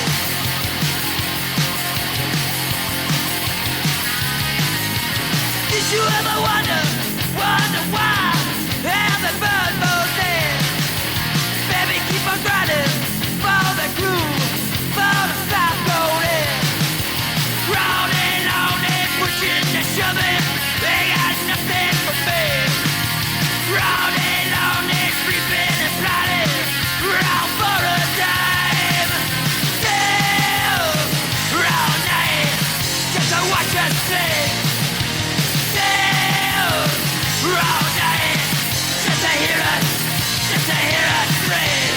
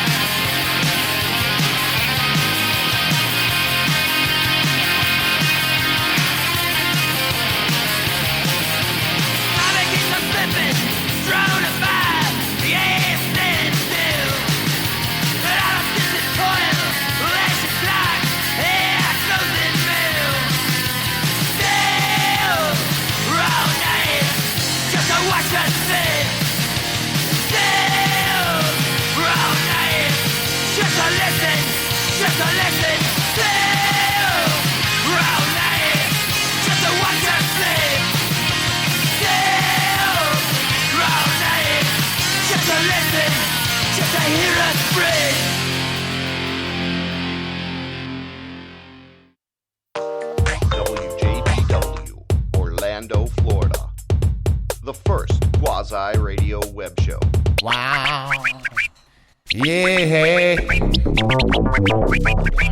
Wow. That was great. It was fun. It was great fun. It was great fun.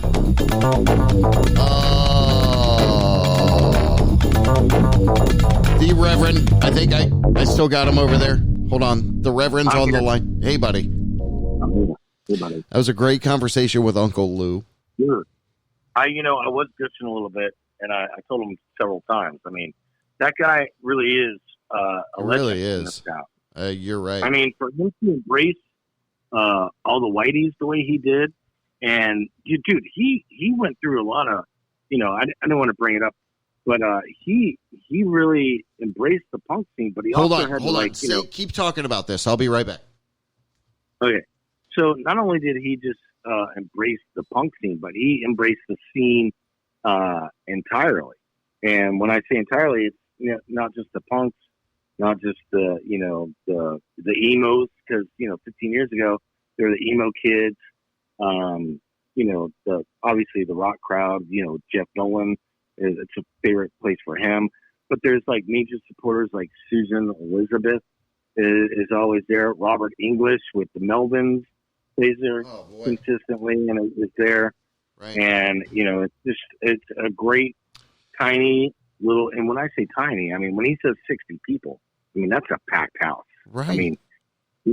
I mean, I was thinking it had a capacity of like 30. Right. But it's great. I have been there several times when there has been more than 60 people and, floating out onto the street. And, just the way he's embraced the music scene. I love the fact that he gave a shout out to Will and said that Will's a hero to him.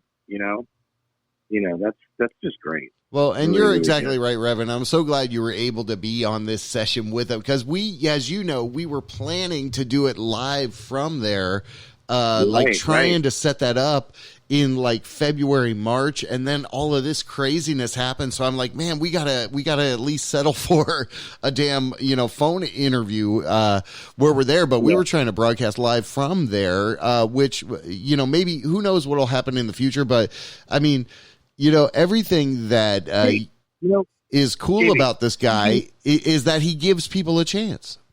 Yeah. Right. Speaking of the future, JB. Yes. With Season Apocalypse and this being our last season and whatnot, why don't we continue this on at least a monthly basis? Where we can at least continue this.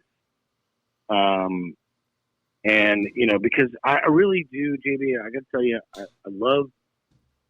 love you, and I love what you are doing for the community. And we are working together. So, I'm just happy to be a part of it. Wow. And you were on Ed Till last week, right? And it's just really you've awoken me many times, but this past time that you were on the Ed Till show, just the way you really have. First of all, you got a great voice. And then secondly, you're really highly intelligent. You use big words and you use appropriate big words. You know what I mean? like it's it. not like I like it. I like it. Hold on. Okay, merge. So I got Jack DeMarco and the Reverend, I think, merged into this whole shebang here. Hold on. Hold on. All right, so I think I got both of you guys merged into everything here. Reverend was dumping praise on me, so thanks for interrupting, Jack. Yeah. Glad I could be of service. Jack's on the phone. I'll dump some praise on him, too. Well, thank you. Jack. Oh. Jack. Thank you, Reverend. All right, thank you, Reverend. Jack, wait. Listen, and not to stray away from what I was telling you, JB, when you were on Until, it was just like, it just kind of had this, definitely it wasn't an epiphany, but it was an enlightenment about like, wow, you are, to be able to banter back and forth with Ed Till, and for Ed Till to compliment you on your banter was just really, really eye-opening. And I was like, damn, it's you really you's proud to be my friend again. Well, no, dude, we've always been friends. But you really call me a friend again. What, dude? You have excelled in your craft. Thank you, brother. Of what you do with your podcast. 10 years now. I mean, come on. Thank you. That's a decade of awesomeness. And I really, sincerely, am very proud to be a part of this.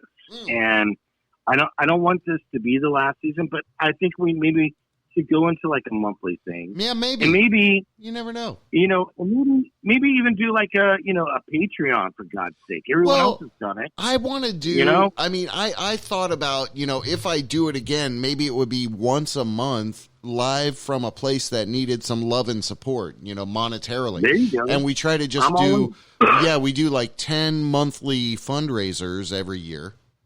Live broadcasting live from the place. Anyway, I thought that we could turn it into that because that's always kind of been the spirit of it. But if we can make a direct impact and do it once a month, I would entertain that anyway. But on the line there, it's Jack DeMarco is with us as well, the Reverend. Anyway, Jack, how you doing, buddy?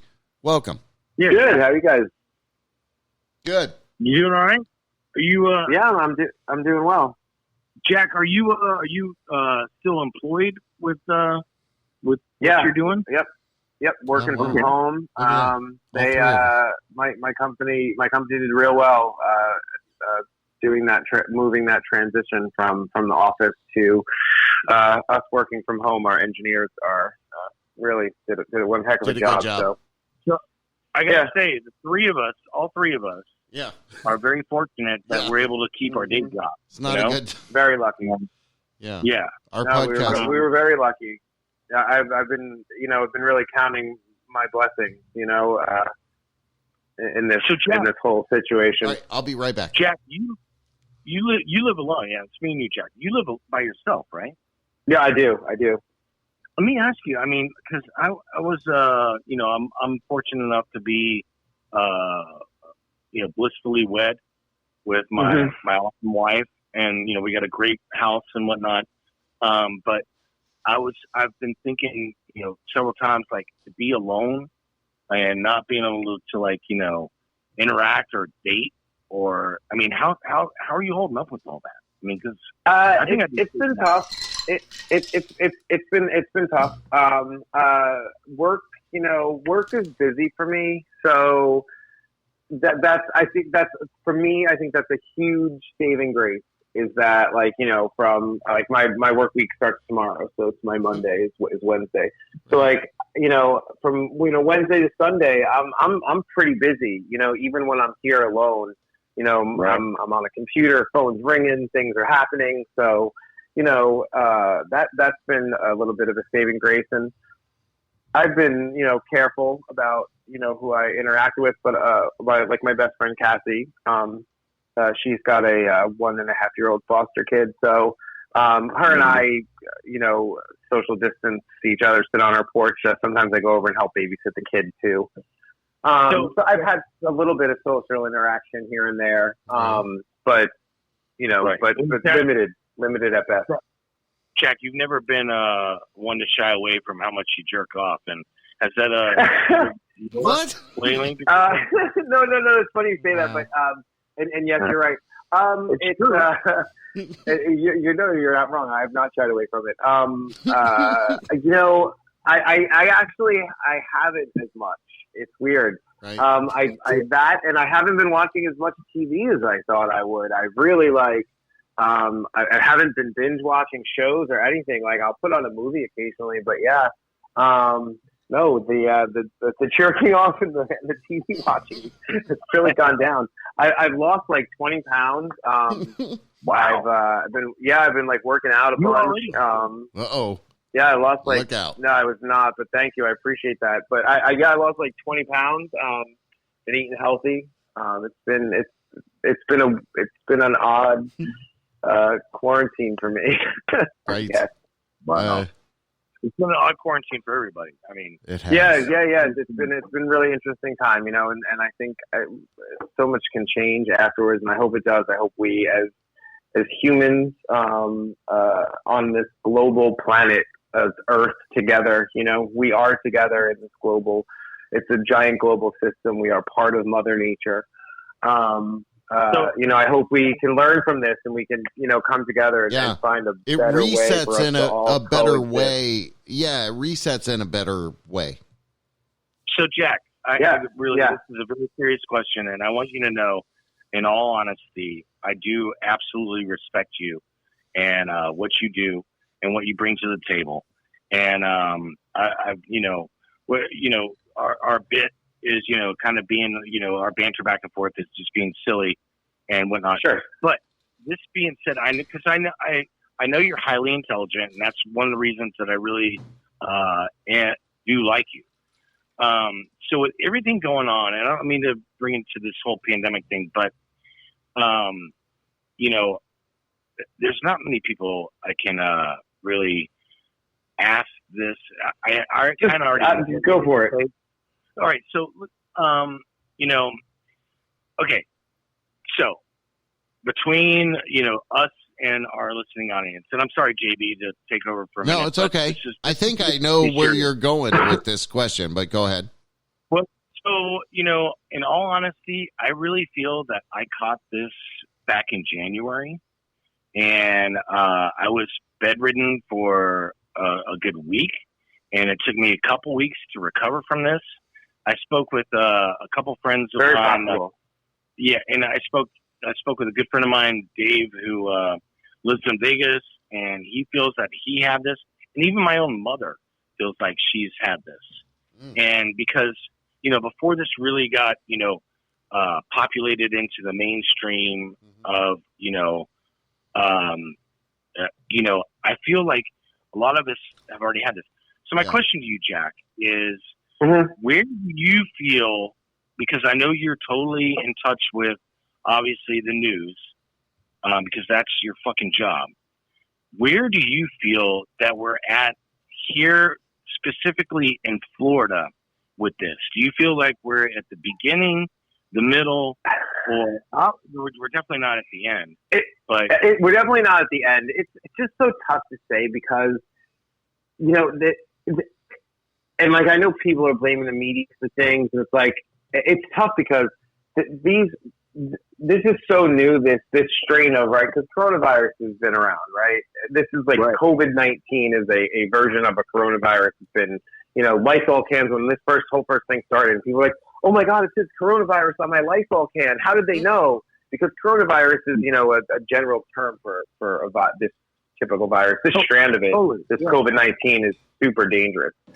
And spreads really quickly, right? But they're also learning all these new things about it. So all these numbers that are coming in, and like you said, people, I have friends out in the West Coast too, who were really sick way back in December, who swear that they had it, given all the same signs, the same, recovery period, all of it points to, yes, that they had it as well.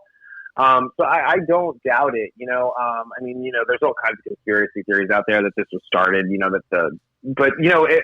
way back, in December by the U.S. government. But the truth is that, there way back in January, there were press briefings on the president's desk on the what do they call it? Like the daily intelligence briefings that he gets.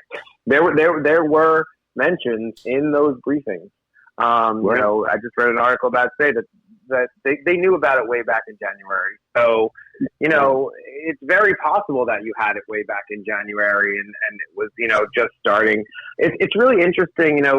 One of the articles that I pulled for this segment was, it was the town, God, I'm trying to find it now, but it was a town, I think in Maryland, that, they found, they used sewer water to test. They're like tested something in the sewers and found that that the coronavirus is really even more spread than we even think. So it's just and then you look at like New York, where it's just spreading so rapidly. Like here in Florida, I think we're more spread out, right? Like we have 1.2 million people in Orange County. I mean, in a radius that's so huge, I mean, think about how many people are in Manhattan on top of each other. That's why it's spreading so fast in places like San Francisco. That's why San Francisco has now extended their stay at home until May 1st because they are on top of each other. We're not on top of each other here. I don't think we need to continue to remain vigilant. I think, I put this Venn diagram on Facebook the other day. It's like, it's like 3 different circles intersecting, and like one was like, worried about government overreach, worried about keeping the coronavirus, being smart and diligent about the coronavirus and taking it seriously. And the third one was like, worried about an economic collapse. And they all Venn diagrammed in the middle, because all of those things are true. This is a very, I think, yes, we should be taking it seriously. I think, as regulations start to relax, I still think you need to be smart about it. I mean, I was a pretty chronic hand washer anyway, right? Like wash my hands, sometimes, before and after the bathroom. Like I walk into the bathroom before I go poop, Fist bump meant something totally you're right. different. I do go to Burning Man and eat shit off the ground, but still, off the like, it fell in the dust, whatever. It's alkaline.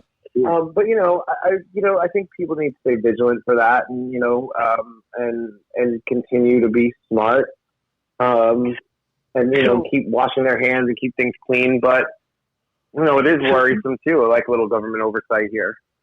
Can I share something with you, Jack? Yeah, please. So my day job,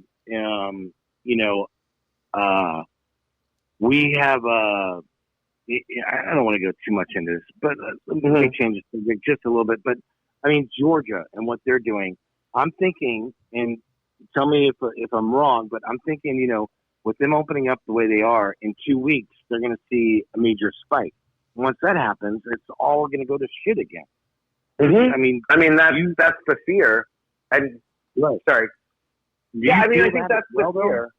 Yeah, I do. I think, you know, I think opening things, you know, if you're going to open things, to be smart about it. And my thing is, do you think massage parlors and gyms are the smartest things to open right now? I mean, those are, you know, literally hands-on, you know, massage parlors are hands-on. So, like, there's, like, flesh-to-flesh contact.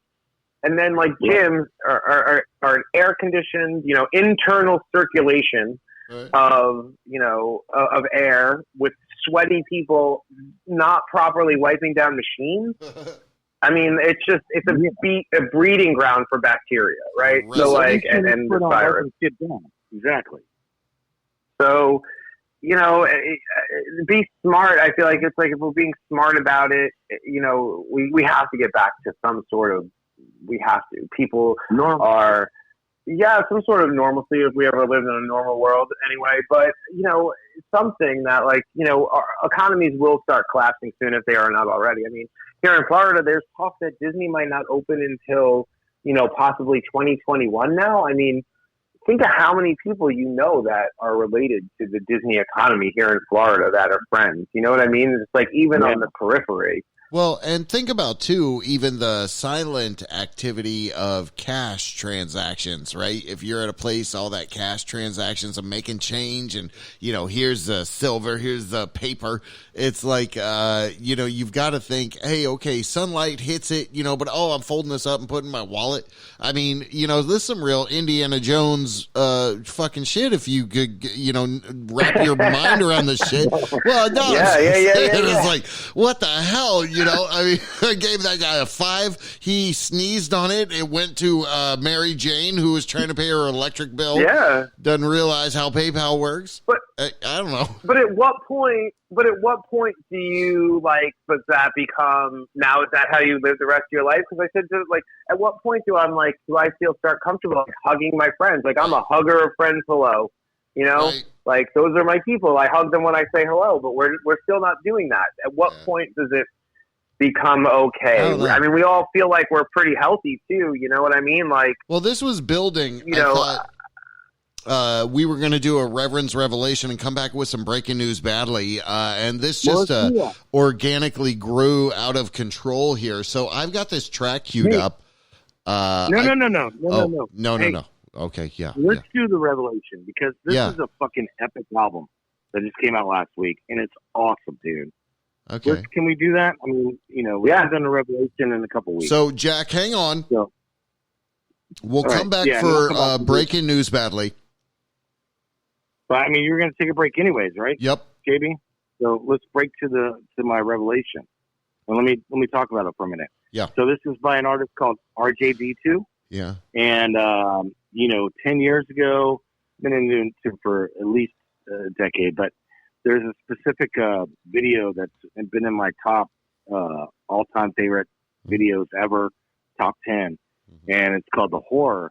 And it's RJB2 is just, it's one dude, and he this whole album is called The Fun Ones. Yeah. Right? And the whole album reminds me of early Beastie Boys, like, well, not early Beastie Boys, but mid Beastie Boys, like Check Your Head Beastie Boys. Okay.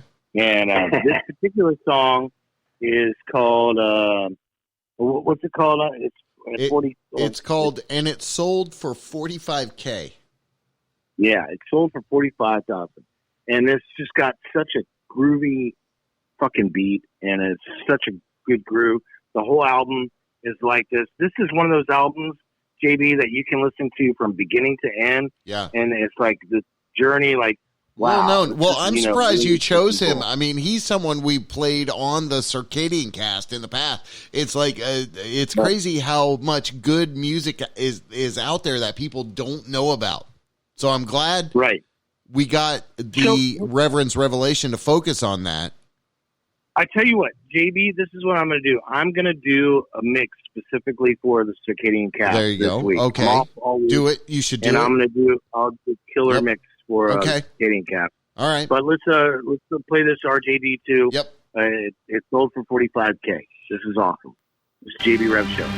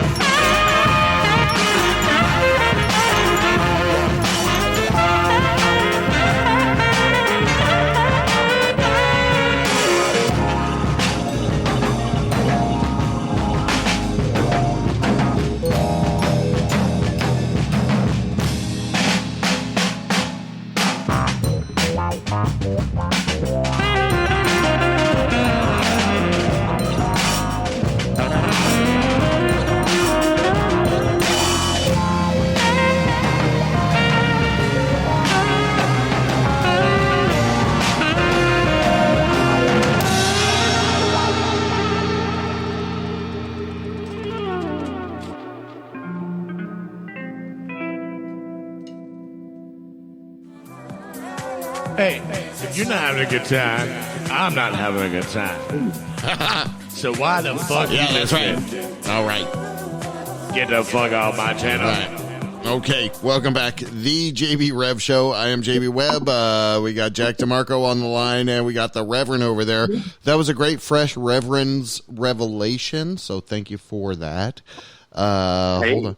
Let's see. Hold on. I think we got this. Breaking news badly. And now, Jack DeMarco. Thank you, the Reverend. breaking news. RJD2. Name of that artist you just heard. Coming into breaking news badly. Oh, breaking news badly. Breaking news badly. Breaking news badly. Jack DeMarco. How the hell are you doing though, buddy? You still hanging in there, working from home? Last report we got from you. You still are. I'm loving it. I'm working from home. I'm loving it. WFH rolling up in your WFH working from home. Boxers. WFH. Okay. I think. My company wide, they had sent out an email like last week or the week before that they're extending it to May 15th. And then starting on May 15th, they're like, bringing back the essentials of our essential business. And I don't think I'm going to be one of those essentials. I would imagine I'd start with like the anchors. Well, I don't mean that in like that I'm like not an important player, but they would start most likely bringing in like the anchors first. They'd most want to probably have the anchors back in studio. Okay. As like the first one of the things. You know what I mean? All right. Because it's a new show, so instead of the anchors, it's like technically having the anchors in the studio is probably an easier thing. So you're worried to about navigate. your job. So no. First story. No. I'm just first story out of the gate. Jack's worried about his job. All right, come on. Yeah. No. I'm just probably won't work. I'll probably be working from home until like June. Oh my God. I'm really happy about. Wow. Yeah, I'm good with that. I had a story that I was going to start with, but since we touched on this earlier, I did find it's out of Newcastle, Delaware. I'm sorry, I think it's in Baltimore. I think it's in Maryland, but it's Delaware. they're analyzing its sewers in a high-tech way to track the amount of coronavirus in the county. It's a startup company connected to MIT, and they are in the wastewater testing for traces of the virus, and they found that, it is more widespread in the county than anticipated. So estimates more than 15,000 COVID-19 infections as of April 15th, 10 times what the conventional test confirmed in the county. So what are you saying? What? What do I think? I think, I don't know. What are you saying? Really, like, what'd you just say? They're saying that like a lot more people have it and probably are infected with it than actually showing signs. So it is very widespread, you know. And then they're testing that through wastewater, right? So like a lot of people are probably at home being tested. You know, we were talking too earlier about the symbiotes of us and Mother Nature. You know, I know we touched on this before, but again, it's showing the National Mall in Washington D.C. Has become unusually green this time of year because there are no tourists, you know, trampling all over the place. And here in Florida too. Florida has the cleanest air on record. Really? Yep. Florida cities have a more than 99% 0.7 good or moderate air quality, and we typically have like an 88 percentage, 88% of the time. So this is good. really helping our area. That's what I thought from all of this. It'd be like, wouldn't it be cool if there was something that came out of this? Like, we said, hey, once 3 weeks every year, we're gonna stop and not have this travel and do like a voluntary lockdown or something. Reset, I don't know. Yeah. I mean, I think it'd be that would cool. be neat. It would be neat. Yeah, anyway, I think it would be hard to coordinate. I got a quick one. I got a whole bunch. I want to stick one in. Hold on, let me stick this in there really fast, just so we don't lose our humanity. This is a little girl learning to cha-cha. Hold on. 1, 2, cha-cha-cha. 1, 2, cha-cha-cha. 1, 2, cha-cha-cha. 1, 2, cha-cha-cha. 1, 2, cha-cha-cha. Okay. 1, 2, cha-cha-cha. There you go. All right. 1, 2, cha-cha-cha. Thank you. 1, 2, cha-cha-cha. There you go. What do you think of that? In the know. There you go. On Facebook. I thought that was adorable. So I had to interrupt you with that. Let's see. Hold on. All right. You go ahead. All right. We'll go back over to Rapid Fire Jack DeMarco there. He's got a couple of built up stories. Yeah. So, also a bar in New Haven, Connecticut, Archie Moore's, has been around for 122 years, and this is the second pandemic they have experienced because they were around during the 1918 Spanish flu pandemic. And the owner says, we weathered one pandemic, and good old Archie Moore's, we're going to weather the second one. Yeah, so, endeavoring. What else? I didn't know this, honestly, but did you know that Christopher Reeve's son, William Reeve, is a reporter for Good Morning America? No, I didn't know that. I did not know that either, honestly. But yeah, so you can look this up online, but apparently he did the classic faux pas of a reporter working from home, was not wearing pants during his report. He was doing a report on pharmacies using drones to deliver drugs to patients, and he was working his own camera, and when they came back to him, I guess the camera was a little wider, he was wearing like a dress shirt dance. And dress shirt and a jacket, but no pants. But he did say he did tweet out or something afterwards and said it was his work shorts. It wasn't boxers. It was but a rather skimpy pair of work shorts that he was going to work out after the segment. So he was just preparing. That's what he said. Oh my God. So Jack. Yeah. Jack, can you hear me? Totally. Yeah, sure. Go ahead.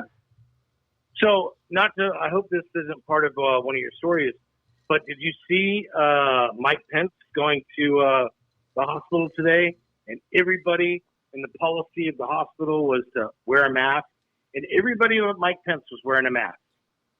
I did not see that. Oh my god! Oh my god! Well, yeah. So I'm looking it up. Like comments on not wearing a mask comments on not wearing protective masks while not wearing a mask.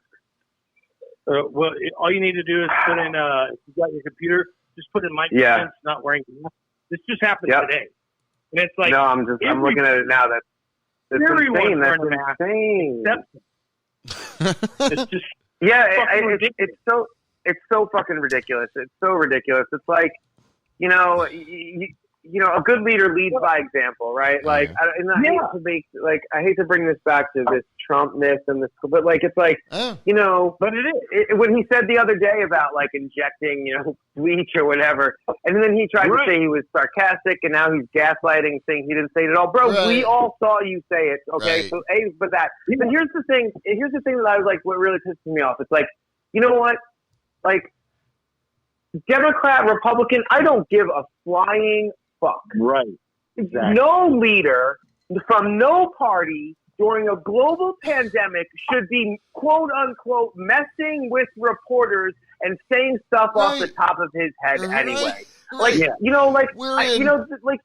oh, you hate Trump because we're in the bunker. He's an idiot. You're right. We are in the bunker. We're in the fucking bunker. Yeah, and you're trying to crack jokes. Even if you were messing with reporters, even if I was to believe you, that Kenny you were Powers. that was sarcasm. I would let Kenny Powers.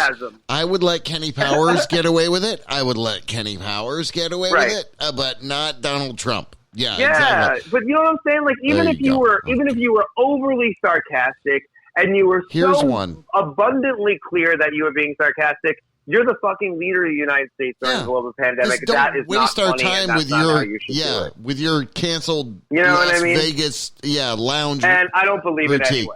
BusinessInsider.com has a great article kind of pursuant to what you're saying with all the division going on. Here's the headline: most single Democrats would not consider being in a committed relationship with a Trump voter. Online dating survey finds. This is the BusinessInsider.com. Of course. Would you?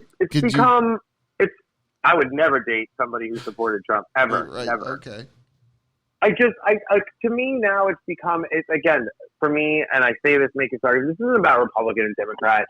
This is about morals to me. And like that, this man has no morals. He has no morals. He has no moral stance.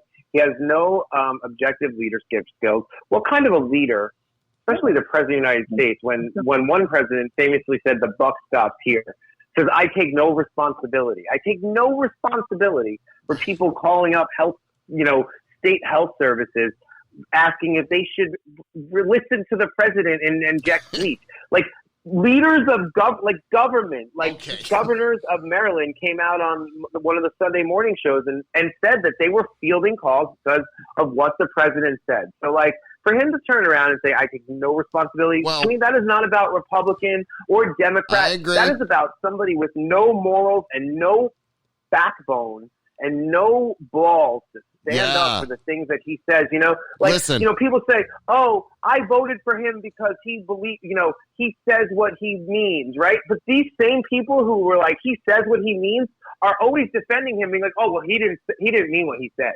He meant something else. Oh, he was kidding, but he didn't mean what he said. I'm sorry. All right, hold on. Yeah, get off. I got more good stories. I got more fun stories. I got somebody you can trust. I got some audio here. Somebody you can trust. It is Macho Man Randy Savage. Hold on.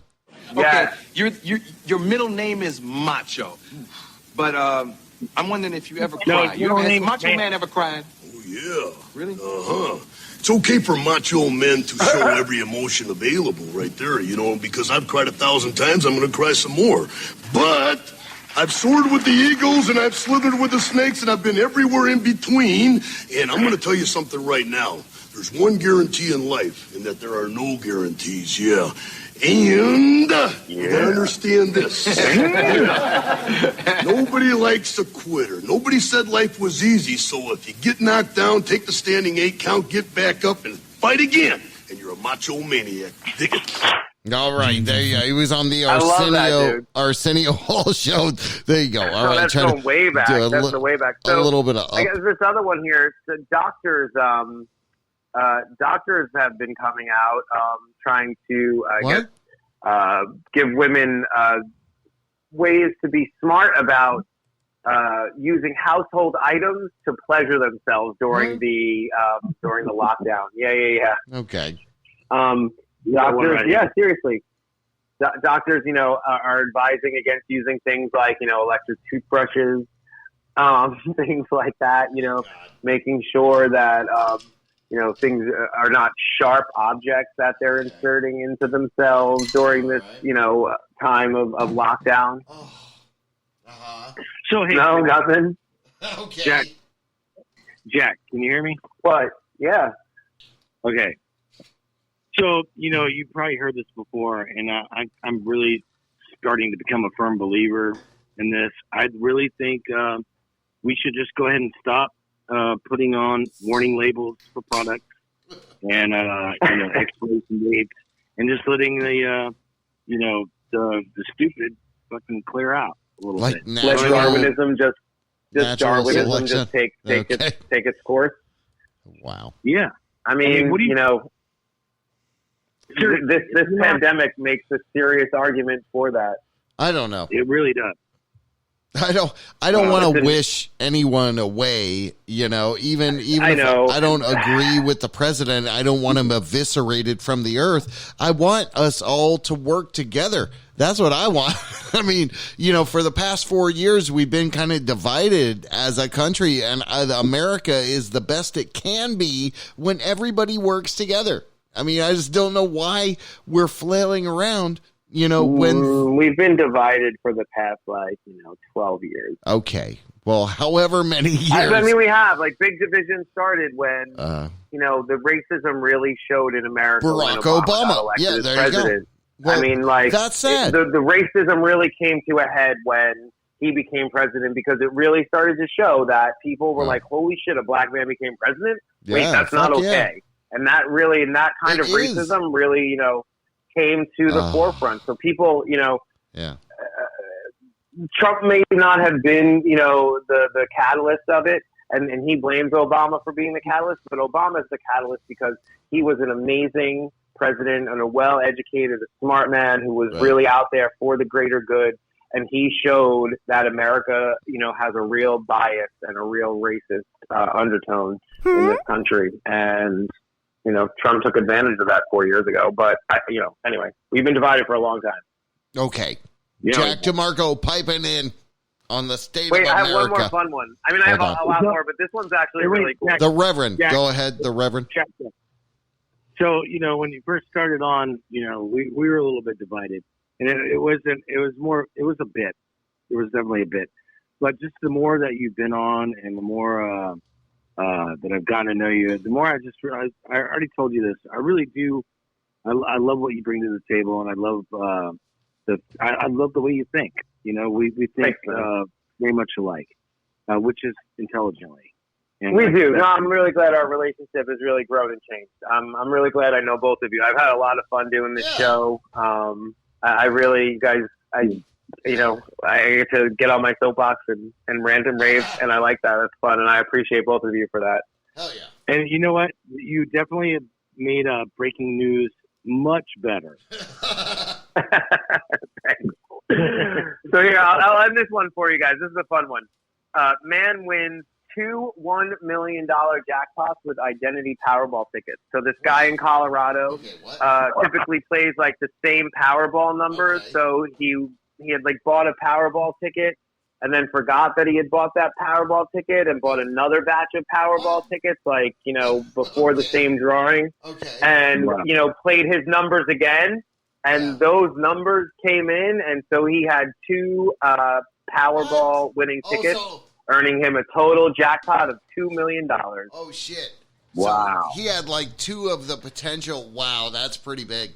Yeah, each ticket. What would happen was in the end, each ticket actually turned out to be a $1 million second prize winner. So he won $2 million. It wasn't the big lotto, but like the big, the big all matching numbers. But yeah, second prize, 2 $1 million second prize winners for a total of $2 million. That's great. Wow. Yeah. That'll change your life. Yeah. Without a doubt. So Corona. I don't play. Do you play the lottery? I don't. I play with a work group. Yeah, I play.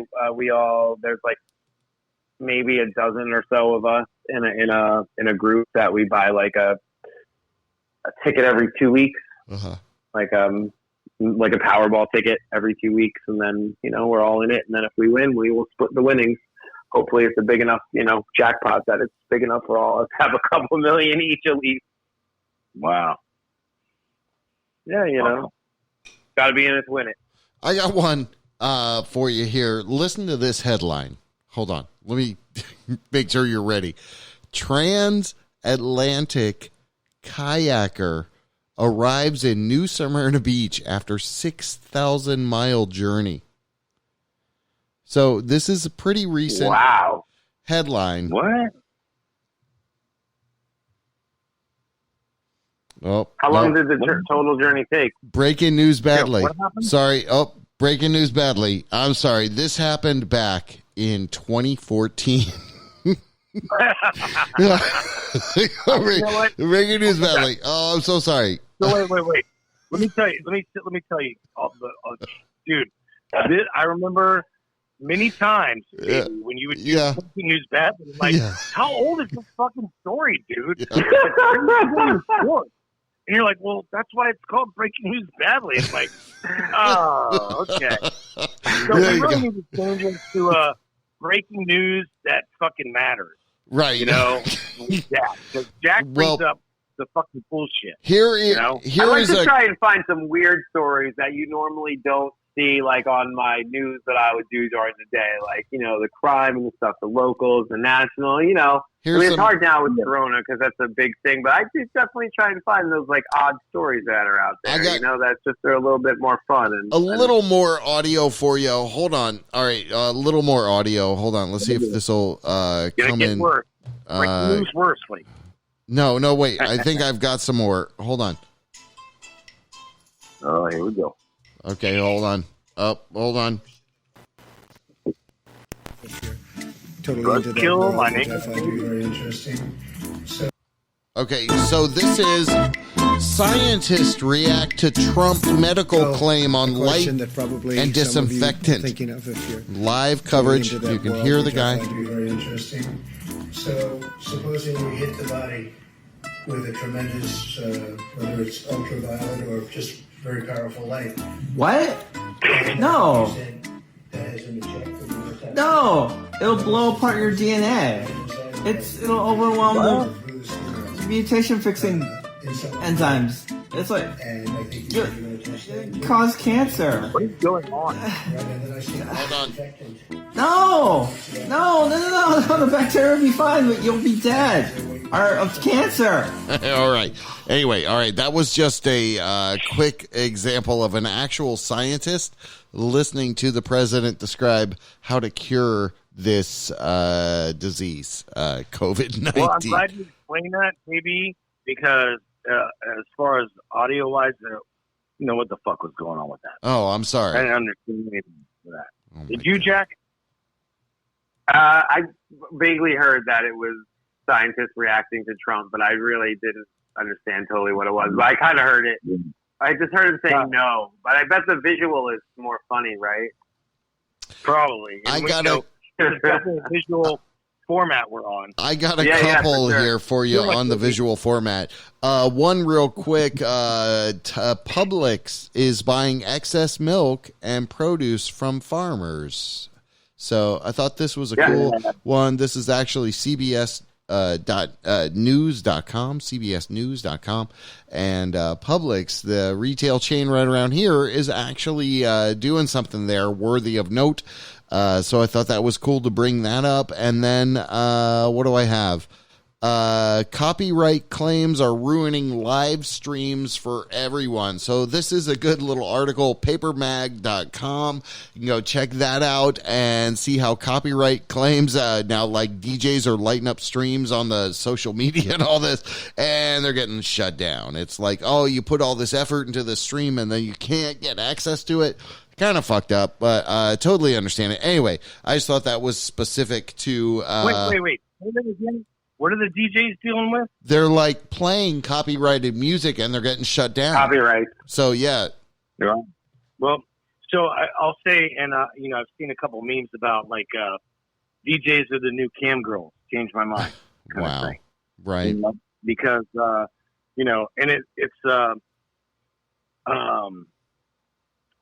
I mean, think about it. All these, DJs are making $20,000, $30,000, $40,000 a gig.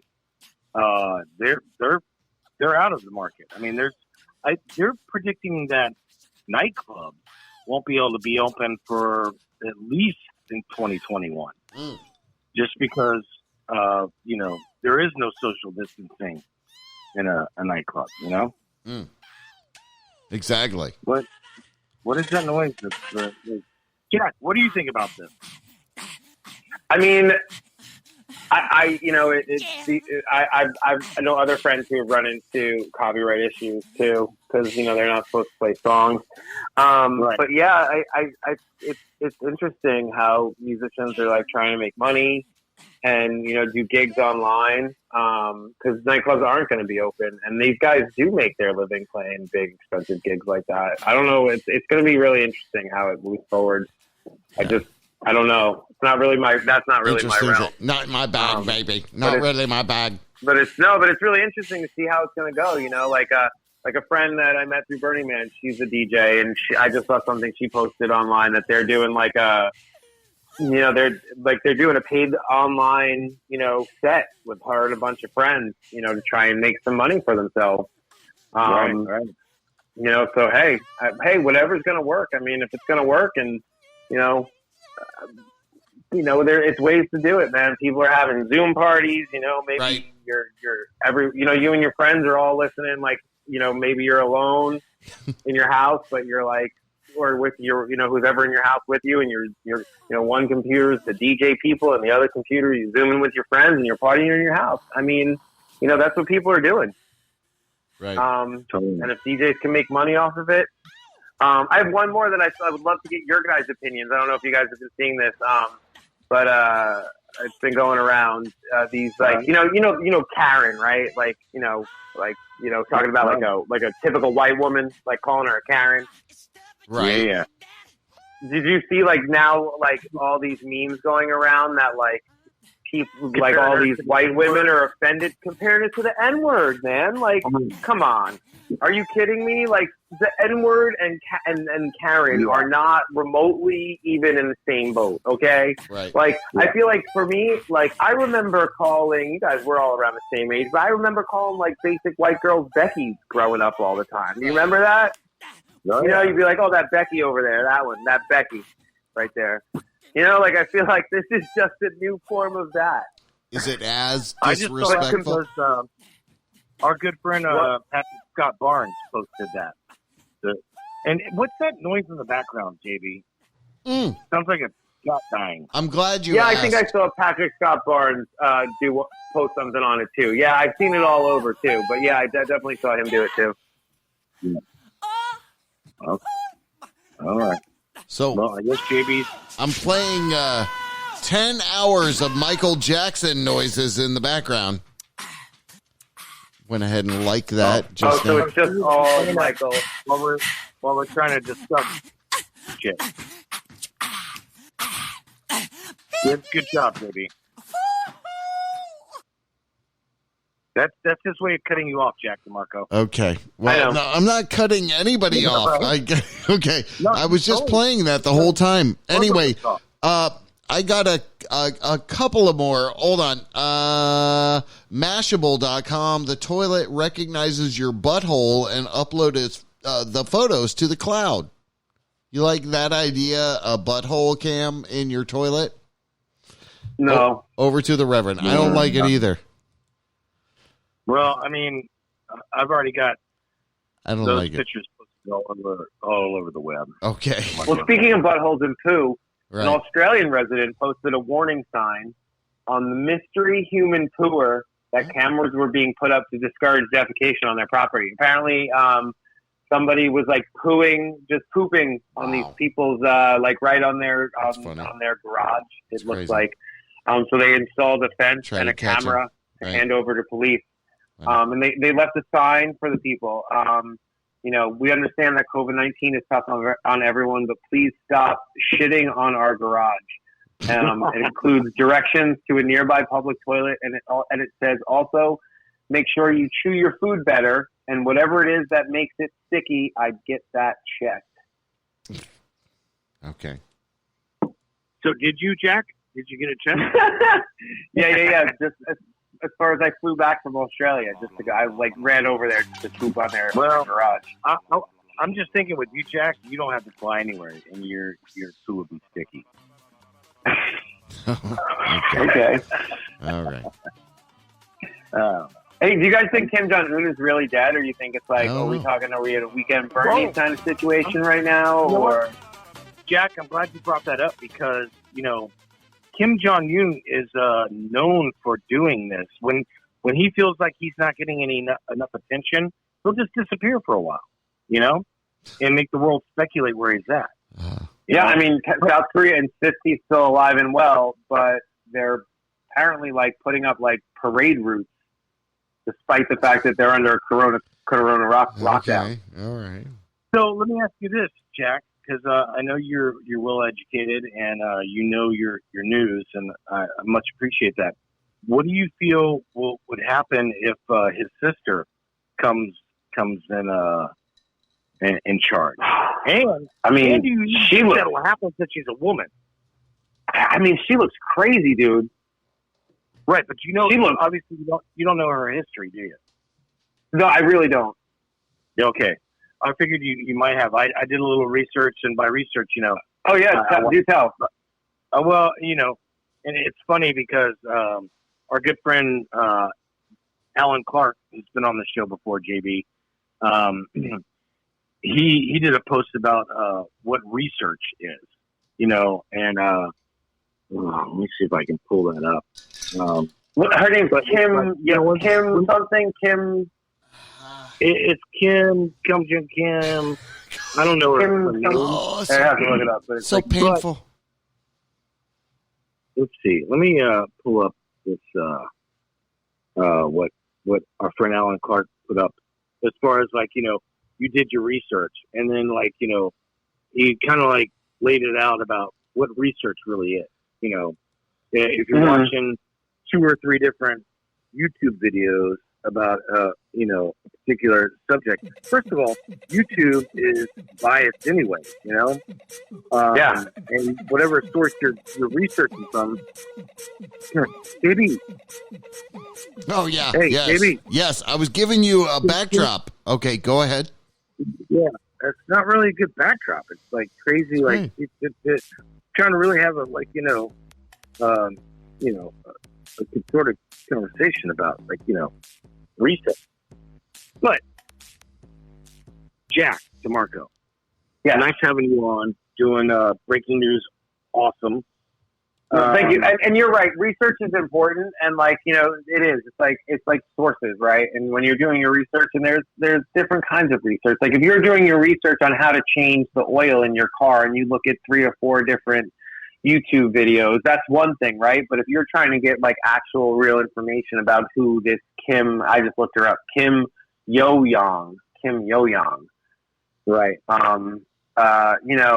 You know, Wikipedia is, you know, only so much. I mean, that's like, you know, it's a publicly, you can change it. You know what I mean? Like that's, you know, well, if you're doing your research by Wikipedia, you're really not researching very much. You're right. Yeah, that's the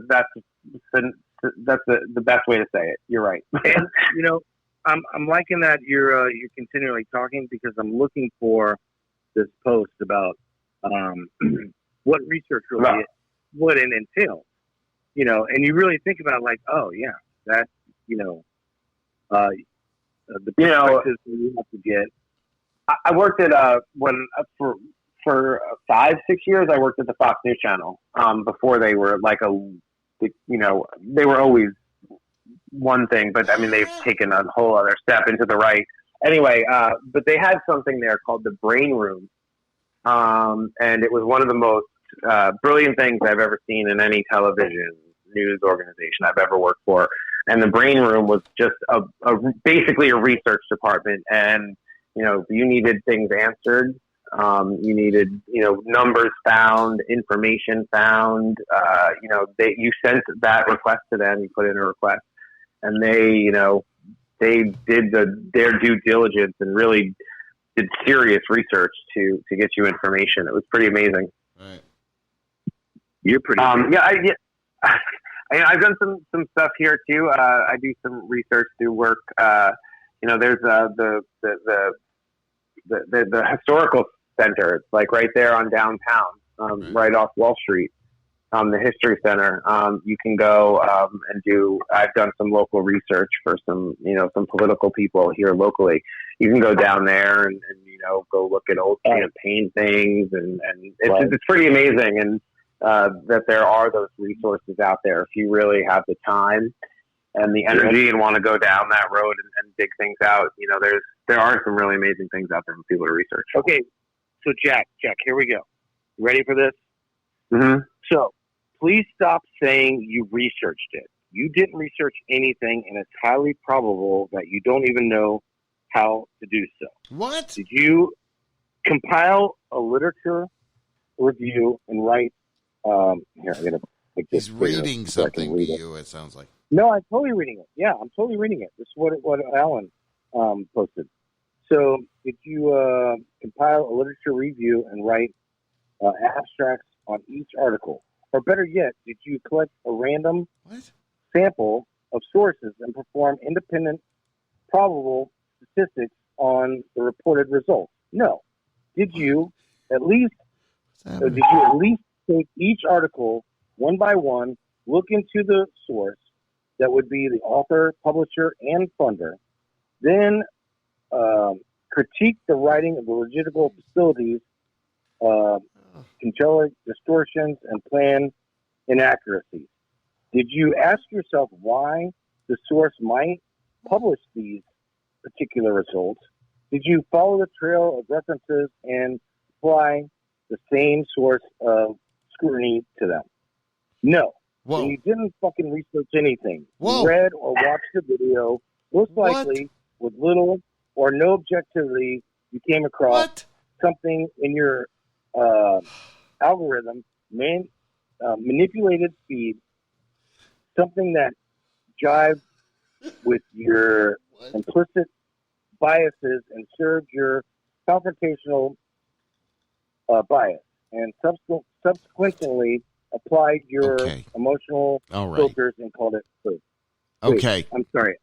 I should. You butchered that. Up so I can all right, you butchered that. I totally butchered it. But what? You can understand what I'm saying about where is research. that coming from? Okay. But it's basically saying so. It's I would love to read that article too. If you want to share the link and on the JB show, on the page. But yeah, so I do a lot of research at work. I legit do a lot of research at work and confirm things on my own. So yes, there's reading an article and the people at the New York Times, the Washington Post, any paper. There are some reporters out there that don't do their due diligence and publish articles that are unfounded, and sometimes they get caught. And that's really a shame for journalism everywhere, because it really puts a bad spin on people. Sorry, go ahead. No, I'm sorry. I didn't mean to interrupt. Go ahead. That was me. It's just so you are correct, but it's just some people then need to just there is doing your own research, right? So I don't know. I just know what I do for a living, and so I know so that I read articles in the Washington Post, and yes, I take them with a grain of salt because they're going to be biased to one side. But I read something from the Financial Times. I know that's going to be biased to the right. So you take that with a grain of salt. But there are some research that I do at work personally that I know is You know, like I look up court documents and I do that due diligence. Like, so I do sometimes read articles and then producers want me to confirm that. So I have to go to sites and, you know, and pull, you know, articles or request police reports from police. So, you know, he is right in saying that there is actual, like, doing research and doing things and finding things for yourself and finding the original sources and then, you know, confirming it that way. And then there is reading, you know, the Washington Post and the New York Times or the, you know, the Washington Sun, or I mean not the Washington Sun, it's just the Sun. You know what I mean? Like, but each article is written by a reporter who is human, who probably has a little bit of a bias, but there are a lot of reporters out there who you know don't have that are tri-state true to journalism and don't have a bias. And just because they work for a paper that might have opinion writers too. I mean, I think we've also come to a point where opinion and fact writing has become very, very blurred. So people like Sean Hannity, who he's a talking head radio host. I mean, that's it. Right. You know what I mean? Like all of a sudden, like things that he says have this like weird, like journalistic quality to it, right? Because he's this like talking head. So like, you know, so then like Trump comes out and calls it fake news, and like, and the Washington Post is a left-wing paper, right? All right. Well, does everybody have another 5 or 10? Let's go. Does everybody have at least another 5 or 10 minutes you can give me? Because I want to open up this. Yeah. I want to open up this thing in conjunction to what you're saying, but it's kind of bubbling over in the internet news realm, and it is the 5G conspiracy. There was a protest right here in Orlando. On Sunday. Over at like Bumblebee and Colonial by that plaza. People protesting 5G. Right. So mix that into what you were saying there. Not to cut you off, but okay. I'm glad you brought that up, actually, JB, because obviously there is a lot of conspiracy theories out there, and this 5G thing that's been going on. It's I've read several reports, and not saying that I did any research, but I did read a lot about the 5G and how it's been compared with, you know, back in the day when electricity was first coming into the realm of mainstream, and how there was a lot of like, you know, conspiracies about, you know, the devil's energy and how it's going to kill you. It can kill you, and which is all true. I mean, it can, but it's just part of technology, you know, and, you know, with the rate of growth of technology these days, I mean, it's like comparable, like the past 10 years is equivalent of the past like 200 years as far as like technology is concerned, you know? And about things are rapidly, just like you said, like with electricity, people were terrified of electricity and how it was going to affect the body and and kill people, which it did a lot. And like, even like, you know, birds or like, you know, shit that would land on it. And like, you know, like in New York City where it was first brought, I did read a lot about this because my dad was was a master electrician, and I was very fascinated by electricity when I was a child. That and the Titanic, which most kids, you think about it, most kids that are like, you know, intelligent are like, you know, they're fascinated by, like, Jack, were you fascinated by Titanic when you were a kid? I was fascinated by all kinds of things when I was a kid. Titanic, World War II. Right. I used to take apart telephones and try and put them back together. Bermuda Triangle. Yeah. Okay. So that being said, this 5G thing that's going on now, you know, there's a lot of truth to the effect. I mean, okay, I'm kind of getting ahead of myself, but just the whole cell phone in general, especially when the first like Motorola Razors and the Nokias with the antennas that you pulled out, And you remember, like, if you're around a radio and you got a call coming in, you'd hear the buzz in your radio before you get the call.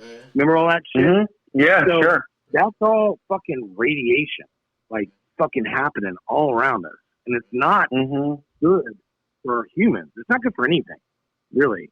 And you know, there's a great song by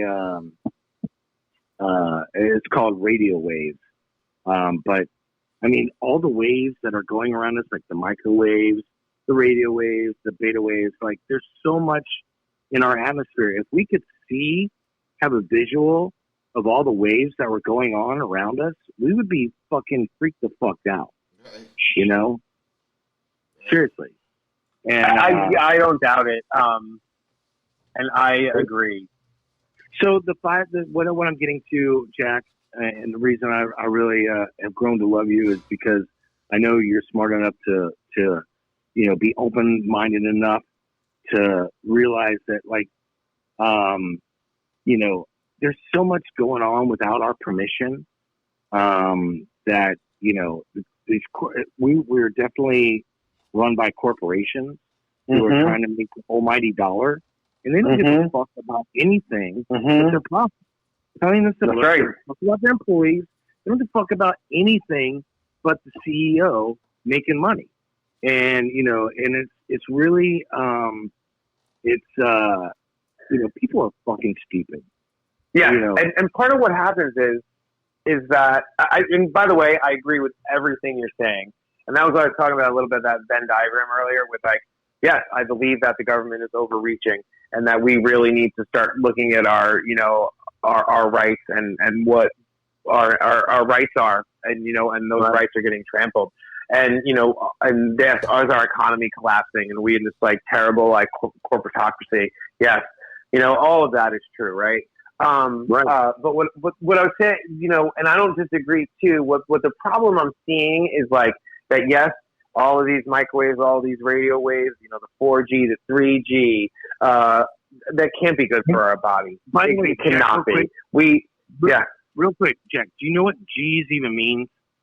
So I'll tell you real quick. It's the generation. So we're going into the 5th generation of these waves. So that's what. But it uses the radio waves, right? And it's still using, like, what? Or I forget. I was trying to look for the article while we were talking, because I read an article too about how it was breaking. Like, it all broke down all, like, the kilohertz and all the different frequencies, and then it was explaining all, like, the difference between all the different generations.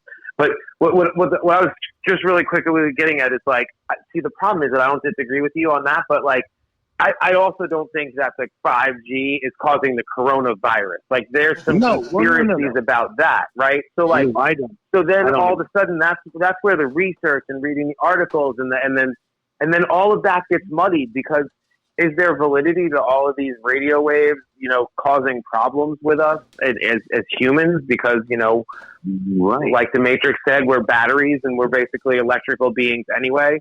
And, you know, water is a very conductive electricity, and we're basically made of water. So, like, all that agrees. But, like, then the crazier conspiracy theorists throw in this, oh my God, it's causing coronavirus.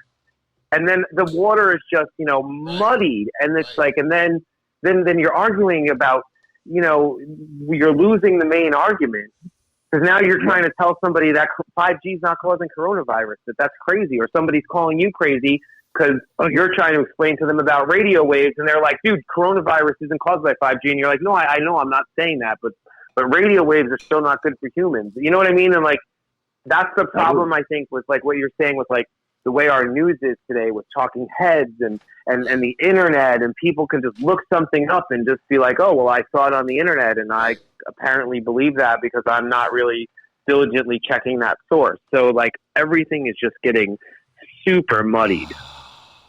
Right. Good job. Facts. Good job, fellas. It's so muddy, Jack. Yep.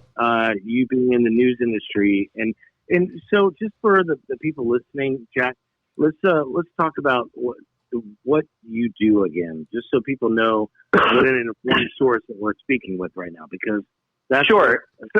So let me preface this with saying, like, whatever I say here is, like, not affiliated with my job, because, you know, this is my own personal opinion, and I have no affiliation with what I do. But what I do, I take very seriously. I've been in the news and television business for 20-something years, and I currently work for a local news station on their assignment desk. And what we do on their assignment desk is I monitor police and fire scanners, and anyone can.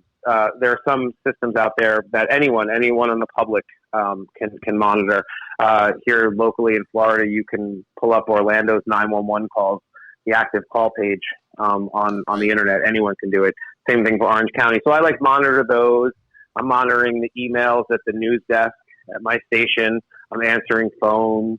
Like I was saying earlier, I'm confirming articles. So let's say, a producer reads an article about some crime that happened that's out of a paper that we're not affiliated with, like the Orlando Sentinel. Right. They're affiliated, I think, with Fox, maybe. Okay. Whatever. So I can't use them as a source. So so a producer sends me that article. I take that article. I read that article. And then I confirm what that is. And sometimes that's as simple as finding, we have all these resources that again are public to people out there. We just know how to use them, effectively because we use them a lot. But like the Orange County Clerk of Courts, if you have somebody's name and DOB, date of birth, and when the crime was committed, like anybody could look up if somebody, if you had a friend who was, you can look that up. So sometimes it's just a matter of me looking up, that article and then finding the mugshot and saving that to my computer, and the producers then run that story. All right, I wasn't looking for a whole laundry list. Sorry. No, it's all good. Kind of took away from the point. But I know JB being in the FM, which I learned recently from him being on the Ed Till show, who's going to now be a regular guest on there. But so I remember JB, and I'm sure this is something that still happens today. But when I was with PRK, that what was the source that would come in through the ticker tape? What's that called? The APB or the NASDAQ? AP wire. AP Yeah, wire. okay. Yeah. Okay. The AP wire. Associated Press. Yeah. Okay. So you remember you were in FM that would come through, and if something really important came through, you would have to go right on the air with that, right, JB? Right. Yeah, Okay. or top of the hour or whatever. Yeah, at the break. So my question to you, Jack, is who actually prints that out, and is that biased in any way? You know what I mean? How is that who is that fucking source that provides? AP and Reuters is pretty serious journalism trusted around the world. So that's a source, and news stations pay for that.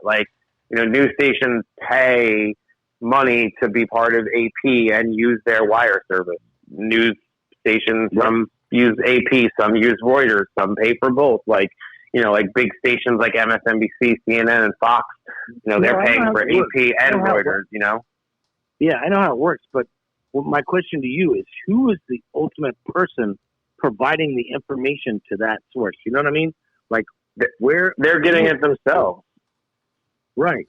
Well, they're out there getting that story. Yeah, they're verifying it independently. They're verifying it independently. Their reporter on the ground is I have a source. Getting, it could be different for every story, right? I mean, I just don't trust anybody. Yeah, different for every story. It could be, my source could be, I've talked to the public information officer for Orange County Sheriff's Office, and they confirmed to me that, so-and-so was arrested for the murder of so-and-so. And that's my confirmation right there. Right. Boom. Right. That's my source. My source is the public information officer, And, cause sometimes it's a family member. Somebody passes away, celebrity passes away. Sometimes it's a family member. So TMZ has, whatever you say about TMZ, typically when they report that somebody's dead, right? Usually that person is dead, right? I mean, they're pretty. Right. They have whatever their sources are for That's that. Funny. They have those sources. That's funny you say so that. When they report that, I saw that Kim Jong-il is dead from TMZ, and I'm like, oh well, that's real. Yeah. I'm like, that's got to be real. Anyway, But talking with Jack DeMarco, the Reverend on the other side there, let's put a tasty little button on this whole deal. All right. Right? Yeah, we've been talking for a while. That really took its own road. Yeah, they really kind of. I was enjoying it. Kind of did. All right. Well, any closing sentiments you have? Oh, wait, I have something to spice this up. Hey, smoke weed every day. That's my closing Hold sentence. on. Is it? Okay. Well, I have some, I don't know if you've ever seen these girls.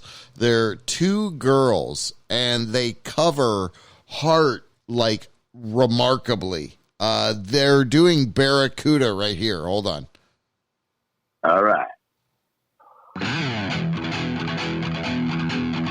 YouTube video.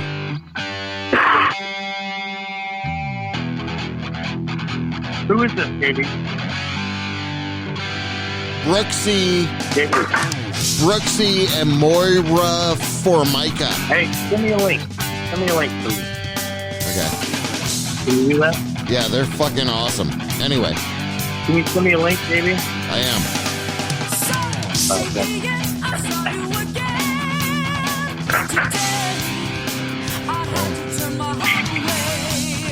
They're fucking awesome. Anyway, so there you go. There's that little bump away from your guys' serious conversation.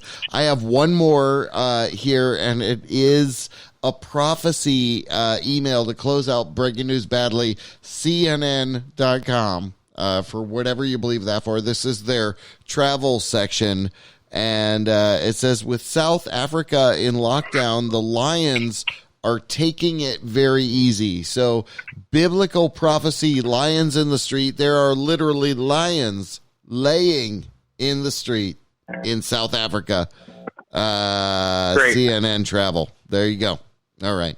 Anyway. Beautiful. It's a cool picture. I saw that article. It's a cool picture. Yeah, that's funny. Anyway, Jack, you rock, buddy. Appreciate you. The Reverend, love you, brother. You fucking rock.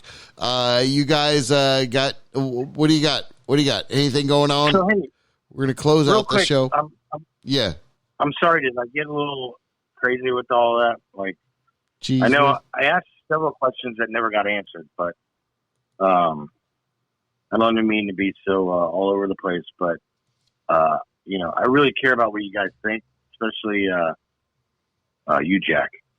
Because lately I've been having these crazy dreams about you, and I've really been enjoying them. Okay.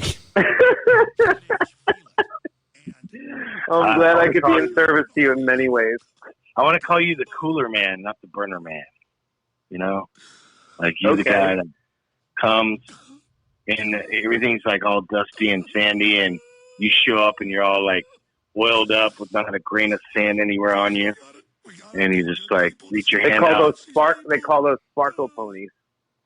Oh, real quick, what do you think about the whole orgy tent still being open for Burning Man? You know about that story, right? No. Okay, really? So you got a computer in front of you. Actually, Gary Schwartz sent me a link to how this is kind of big news, and how they had. I saw that. I think that article was a joke, wasn't it? The one that guy said? Dude. No. If you look further into it, I actually heard it on a different news radio about how that one tent, the famous tent. What's the name of the tent? The Orgy Dome. Okay, so apparently they had up to like 300 plus people on a Zoom thing, and they had that going on. And I was like, what? I don't even understand how. That's what the article said. So they were like, I think they were all individually having sex, right, on a Zoom call. Ew. So it was like, so they were like not really all together in. They weren't all together in, you know. Right. Wow. I'm sorry. Wow.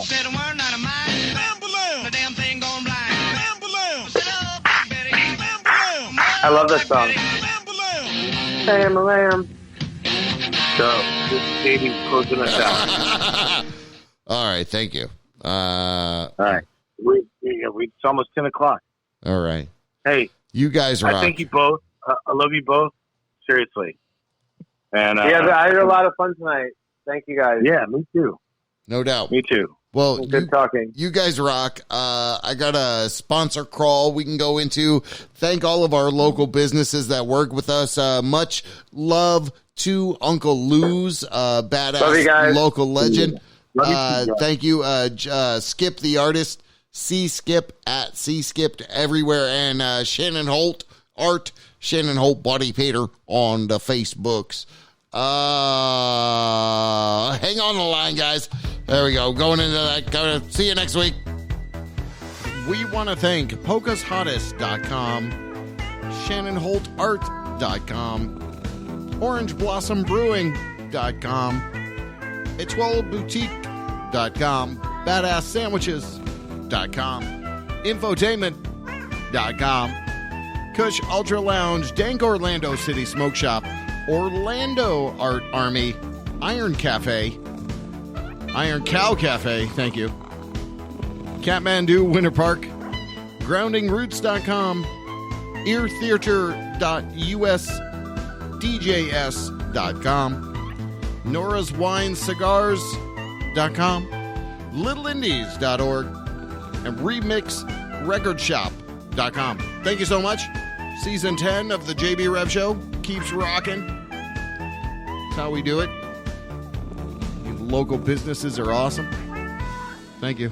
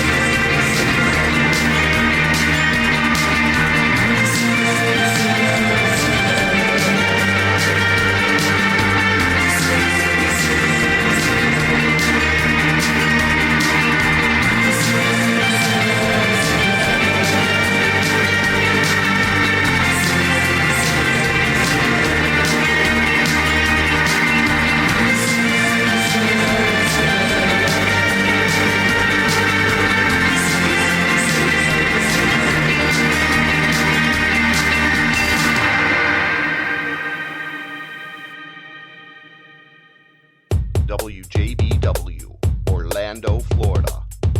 The first quasi-radio web show. Wow. Yeah.